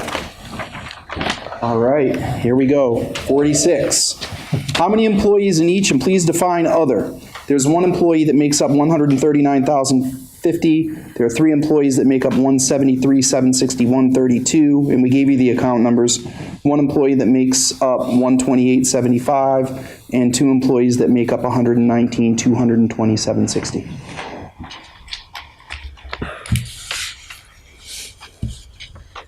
What locations make up this amount, and what are the cost breakdowns for each? This amount is the cost for the diesel fuel, district-wide, $90,000. What are the total number of employees covered by this amount? 10 general fund, health and dental, 5 million, blah, blah, blah. Approximately 275 employees. Yes? The question about the diesel. Yeah. 90,000 diesel. Diesel fuel, is that for vehicles? Yes, I believe so. Correct, Michelle? We use propane for buildings, right? Right. I learned a lot, Jim, from this. Right? Yeah. Steve can answer. Go ahead, Tony. Diesel fuel should be number 2 fuel oil. It's heating oil. Oh, it's heating oil. Okay, so this, when it says district heating oil, the question was, where is the district paying for heating oil? Because there's heating oil for the other schools, except for middle school, I think, which has the heat pump. Yeah. So should this say number 2 fuel? Well, I'm just wondering, what's the distribution of the 90,000? Is it a building on the seminary campus, or because all the other schools? It could be any one location. It could be here at the high school. It depends on how many gallons. Okay. The storage facilities at each school is 10,000 gallons storage tank. Right, but the high school would be listed under the diesel or the oil, the fuel oil, for the high school, right? Correct. And each location should be listed on the. Michelle has an answer specific. And they are. Yeah, I just want to clarify, because I think we're going down the wrong path. This refers to a transportation line item, function 2700, so it's relative to the buses, not the building. So it is diesel fuel. Yes. Buses. Vehicles, okay, thank you. Okay, Because good. I thought it was 8 vehicles, and I'm like, what do you? I'm really excited because I just went from right to wrong to right. That was pretty cool. See that happen? I like that. All right, so can professional development for teachers and other district employees be tied to an agreement with each recipient for a longer term of service employment than would otherwise imply? In each instance, it would be up to the discretion of the superintendent as to whether or not the agreed extension is exercised. This would require negotiation with the union. This is the answer. It would require negotiation with the union. It would have to be clearly spelled out in the collective bargaining agreement. So the last slide, there are actually 2 left. I left one doozy for the end because I wanted to kick us off. But if I were asked to restore money to the budget or add it, folks wanted to know, I would reduce the number of teachers that we're letting, the positions that we're letting go. Obviously, it's, I said in my budget presentation the first night that 8.5 felt like a stretch, but that's what it took to get us to a flat year-to-year or 2% decrease. So I had recommended 6 or 6.5. Administrative support for the business manager and curriculum director is something that is really, really very clearly needed after this last month. NESDEC, the New England School Development Council, I have talked to the board and would encourage you all to be aware that we would like them to come and do a study of our facilities, which kind of some of the questions alluded to, building capacity, what do we need to do. That kind of study is incredibly time consuming, so it would be great to have an organization help us with that. It was really funny because when I looked up the NESDEC proposed enrollments for this district, they were off by 1 student from our actual enrollment right now. It's pretty cool. I don't know if they do that every time, but I've said that before. And then restoring that $25,000 for professional development. I personally cut that out of the budget right before it went to publish. I just felt like we needed to come in at a flat or below. Now, I want to be clear. We're going to be fine, right? Things are going to be fine. We're going to work together and we're going to figure things out. Okay? Yes. I just want to make sure that I'm on the same page with you. Next week, the school board will be actually looking at the recommendation to be sent to the budget committee. Am I correct, Superintendent, that we will be discussing perhaps these and perhaps adding some of them or not adding them to the budget? These are something that's going to be, in other words, these are going to be for discussion next week. I know you and I haven't set the agenda yet, but I do know we have talked a little bit. So this will probably be part of our discussion next week if we add things or not add things. Is that Yes. a fair statement? Yes, I was answering the question. What would you add back? Okay, well, I'm just saying that Yes. this is what your question is, what would I add? I'd add these. Right. But I wanted the people to understand that we will, I believe you and I, when we set the agenda, we will be discussing these 4 items. Thank you, Chair Broderick. I would agree that the appropriate time for that discussion is next week. So relative to that, will you have some quantifiable numbers attached to these items? Answer which question? Can I ask? Can I chime in? Sure. I created a spreadsheet. Can I just pull it up really quick? Why don't we save that? That'll be for you next week. Okay. Yeah, we'll do it next So week. just, if you could, I mean, I assume that you would anyway, but. Yes. Could I suggest you send it to the superintendent? Because he and I sit down every Thursday and we'll look at it. And if you want to meet with us Thursday noontime, come on down, Well, for next Wednesday, it would have to be early next week, but yes. Whatever, Yes. whenever, we'll let you know, Corey. It's ready now. It has all the priority needs listed out, all the reductions listed out, and all the critical needs that have been found in. But you're going to be discussing it at the school board meeting next week. Can you share that over on the Google Team Drive? I will put together a presentation for the board next week with some numbers.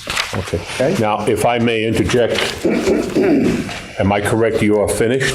Yes. Okay. I'm just going to say that I believe you have done as we requested, and we have absorbed a lot. My suggestion would be that the school board will look next week at some of the things. We will finalize everything on Wednesday night, and we will then send it to the Budget Committee. So my suggestion is, I don't know about you, but I'm kind of exhausted, and I received information, let alone had to give it. So I'm prepared to, the superintendent's finished. I don't know how the Budget Committee feels, but I see Jack is nodding his head yes. Yeah. So the only thing is, I want to make sure we have public comment. Of course, that's on the And the Budget agenda. Committee do what, I mean, if the Budget Committee is not agreeing with the school board, that's your business, you know, but. I think that we've accomplished what we wanted to do. Does anybody have any further questions? If not, yes. I have a document. I don't want to have to talk about it. What is it? It's all of us, it's the documents that Superintendent Ambrose had said, you know, you could get by clicking. Right, any place that it said click, we printed it for you for tonight. Love the web, so we wanted to make sure you had paper. Okay, so thank you so much, very much, thank you.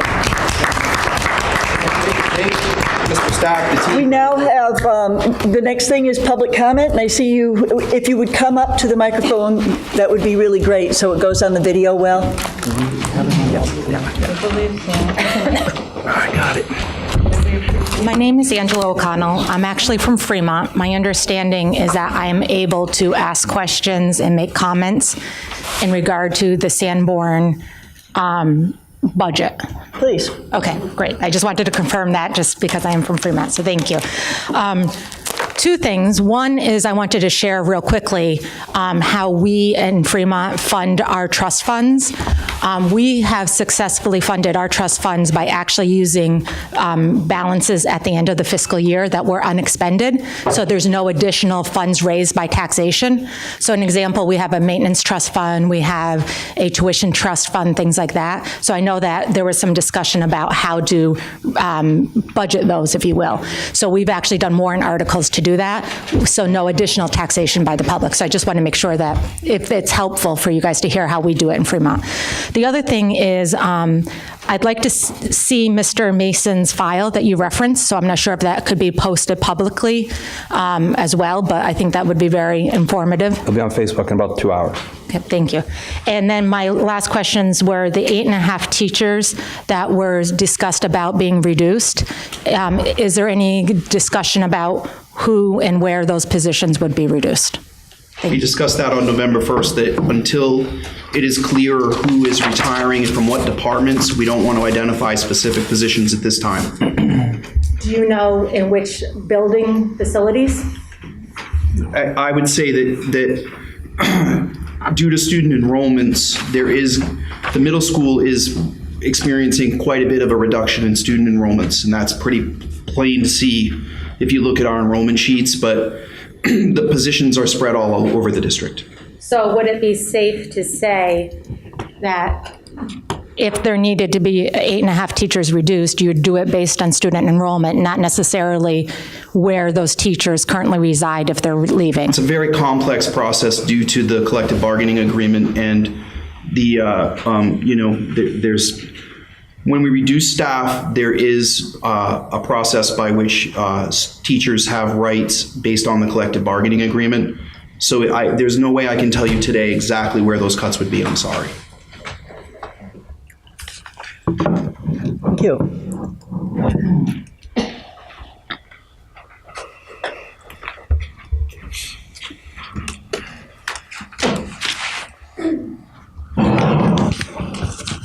I'm Tammy Kleiner, Gluck from Newton. Can you use the microphone? Sure, I can. Thank you.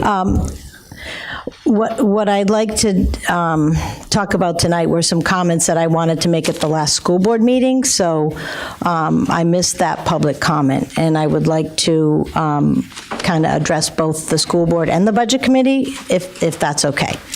So, and this is kind of my first shot at giving my input, so I'm going to maybe go over my 3 minutes. The proposed budget that was presented here had a suggested reduction of 8 staff members. This is greatly concerning to me and several other community members. I'd like to hear from the board and the previous person was referencing that as well, how they foresee this will help advance the school board's goal of student success. If you are reducing teachers, you're reducing direct instructional contact with students in a classroom.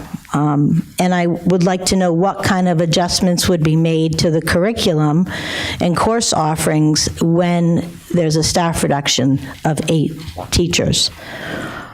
And then tonight, we had another question that was addressing or asking about increasing that to 16 staff members. So I'm asking the board to really think about this in a different way. What other cuts and consolidations can be made to save the classroom teachers that are proposed in this budget? This is a school board and a budget committee working for the school district, and your number one priority should always be student achievement and student success.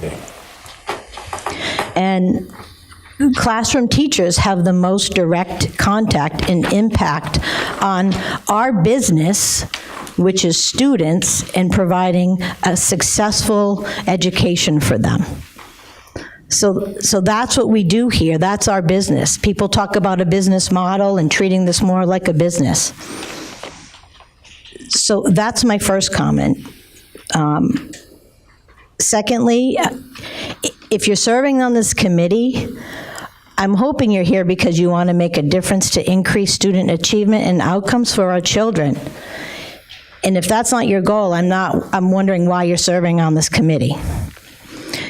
Taking the time out of the administration to look at the minutia and the detail of travel and cell phones, instead of taking this time as a budget committee to address budget figures, or the school board to look at how can we address our capital improvement issues, how can we address our reserves, that's, to me, where discussions should be. Not looking at travel for administrators. That's just me. And lastly, my last comment is that I'm hoping the board will consider putting in some of the suggestions that the superintendent just made in that last slide. And in addition to that, the student assistance counselor. The comment that was made at the beginning that there were 15 suspensions related to, with 10 or more days related to a drug and alcohol issue here at the high school since you started, that's significant. There's an issue and a concern, and me being a parent with a student in the school, and many friends of mine with kids that I care about, that I hope you do too, that student assistance counselor will get put back into this budget. And when you look at these budget reductions that are proposed here, and I know there's going to be more coming from the budget committee. I sat on this committee last year. I know how this works.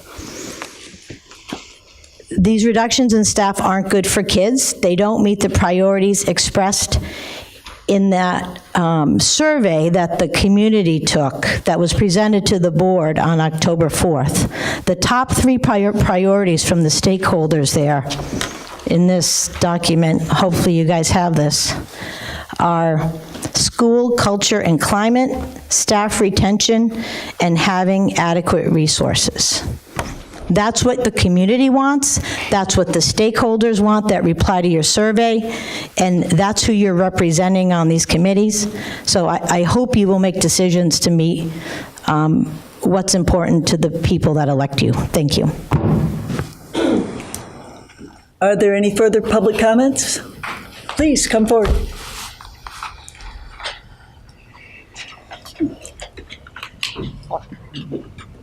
Sorry about the tag team. Barry Gluck from Newton. As a longtime past budget committee member, I served on the committee for 9 years. When I was reviewing the budget that was presented this year, I had some real concerns. And I'm not going to get into a lot of the minutia, the detail, but I think part of the problem I think a big part of the problem, is that the budget committee's responsibilities are to balance the needs of the school district and the educational needs of the students with the taxpayers' ability to pay.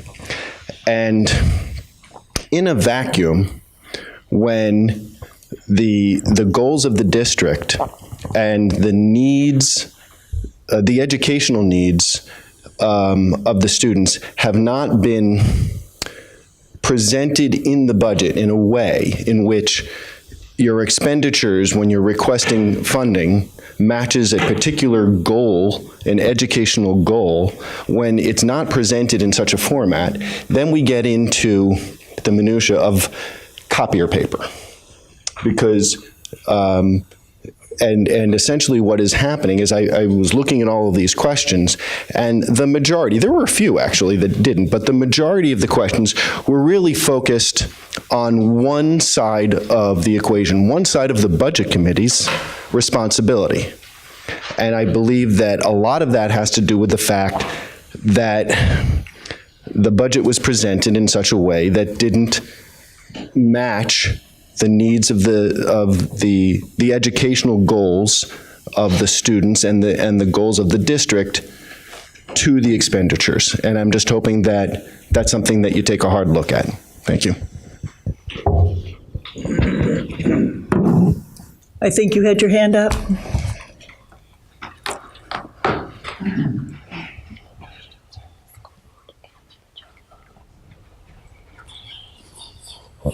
Hi, my name is Dawn Dutton. Is that on? It may have been turned off. Red light's on. Okay. Okay. It's my first time with a microphone, so. Last name, Dawn? Dutton, D-U-T-T-O-N. I guess I just wanted to come up here and speak for other parents and just let you guys know that you're looking at numbers, and that I know that's your job, but there are students that are being affected by everything that's being talked about. And I really like where Superintendent Ambrose is going with the special education and adding funds for that. I don't like hearing about teacher cuts because when I go and I literally have to fight for my children for services that they deserve and they are by law allowed to have, when I go to them and I have to fight for that and they tell me that they're doing the best they can, but they don't have enough teachers, they don't have enough staff, that's a problem. So to hear that more teachers' positions are going to be cut, that concerns me.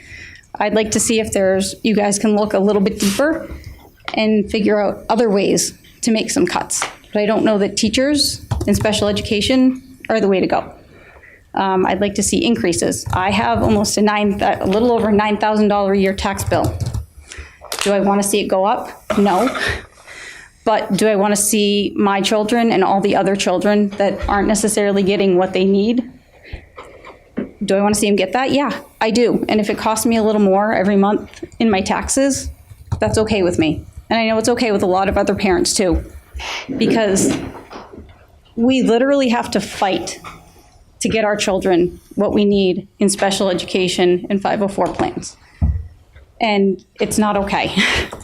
And so I'd like to see a little bit more, I guess, I'd like to see you guys look a little bit more into the students and what they really need and kind of go from there.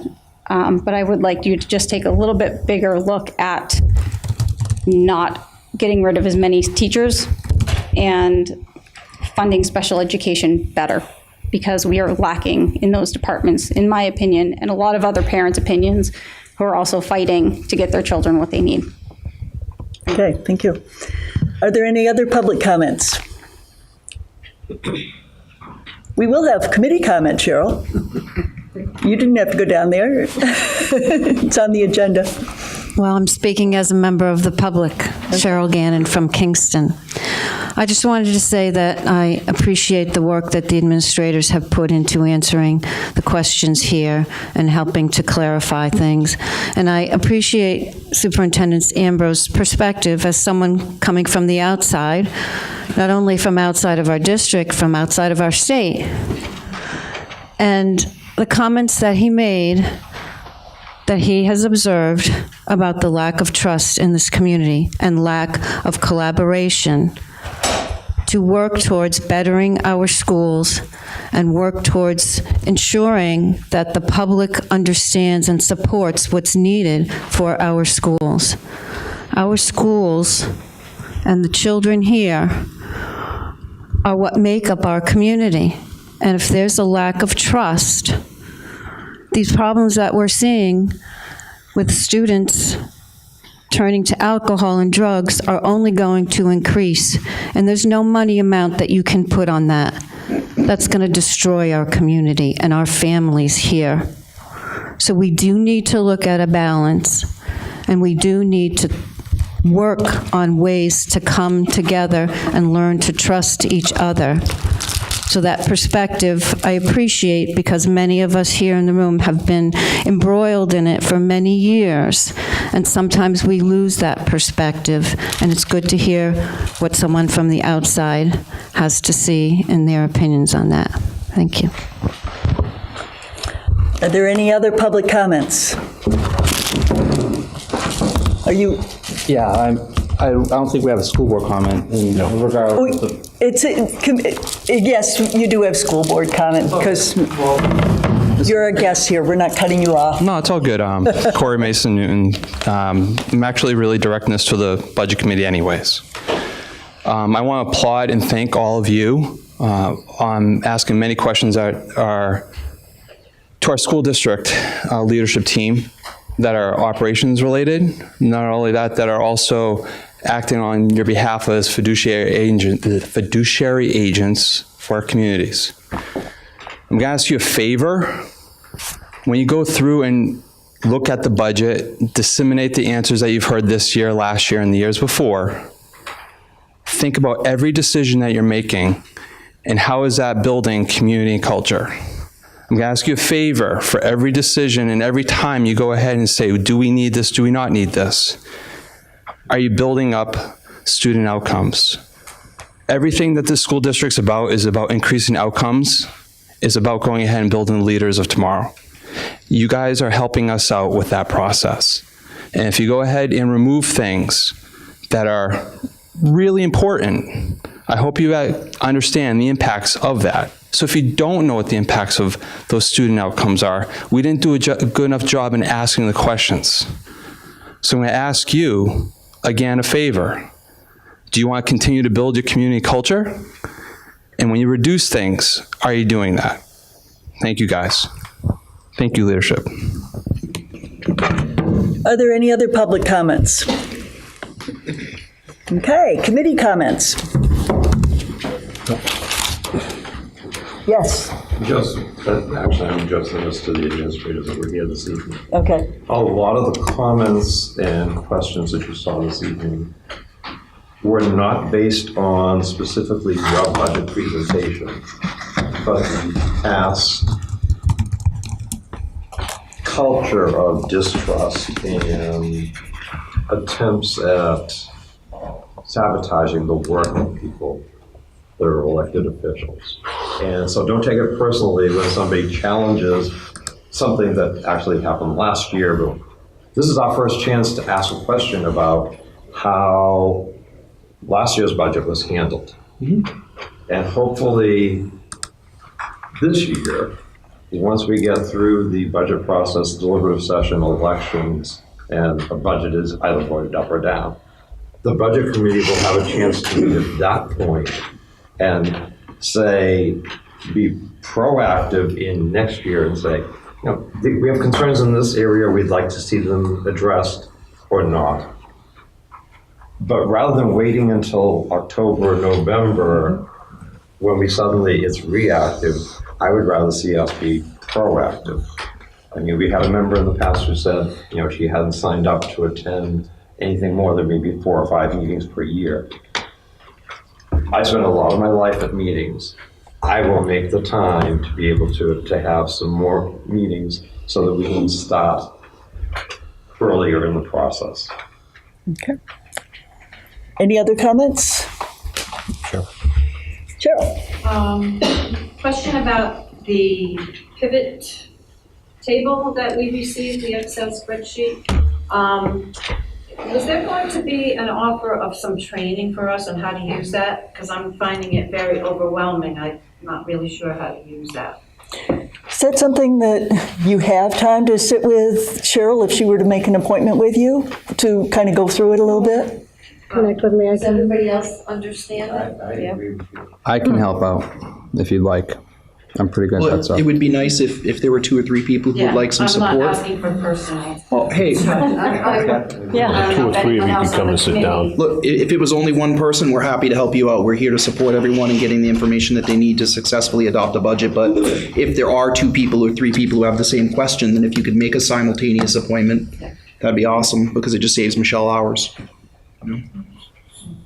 We will be using the pivot table when we meet next Thursday together, going through the budget. That's kind of the process that we agreed on, was to go through the whole thing together. And so we'll be using that, all of us.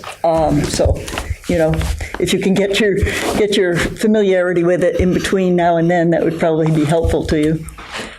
We will have one of the computers from here so that we can, you know, do it, because in Chromebooks we can't get into the pivot table. Are there any other? Yes, Sandy. In light of the public comment, that is exactly what we are supposed to do. The mission of the Budget Committee. It is the mission of the Sanborn Regional School District Budget Committee to present a budget that funds education with prudent consideration of the costs to the community. And that's been referenced, and that's clearly our mission. And one thing I want to thank you about, or thank you for, is answering the questions that were submitted by the board and by the Budget Committee each time, so that there is transparency and there is a completion of the Budget Committee goals. Number 1, understand the funding needed for delivery of education in the district. And I trust that you are presenting what you believe is needed funding for delivery of education in our district.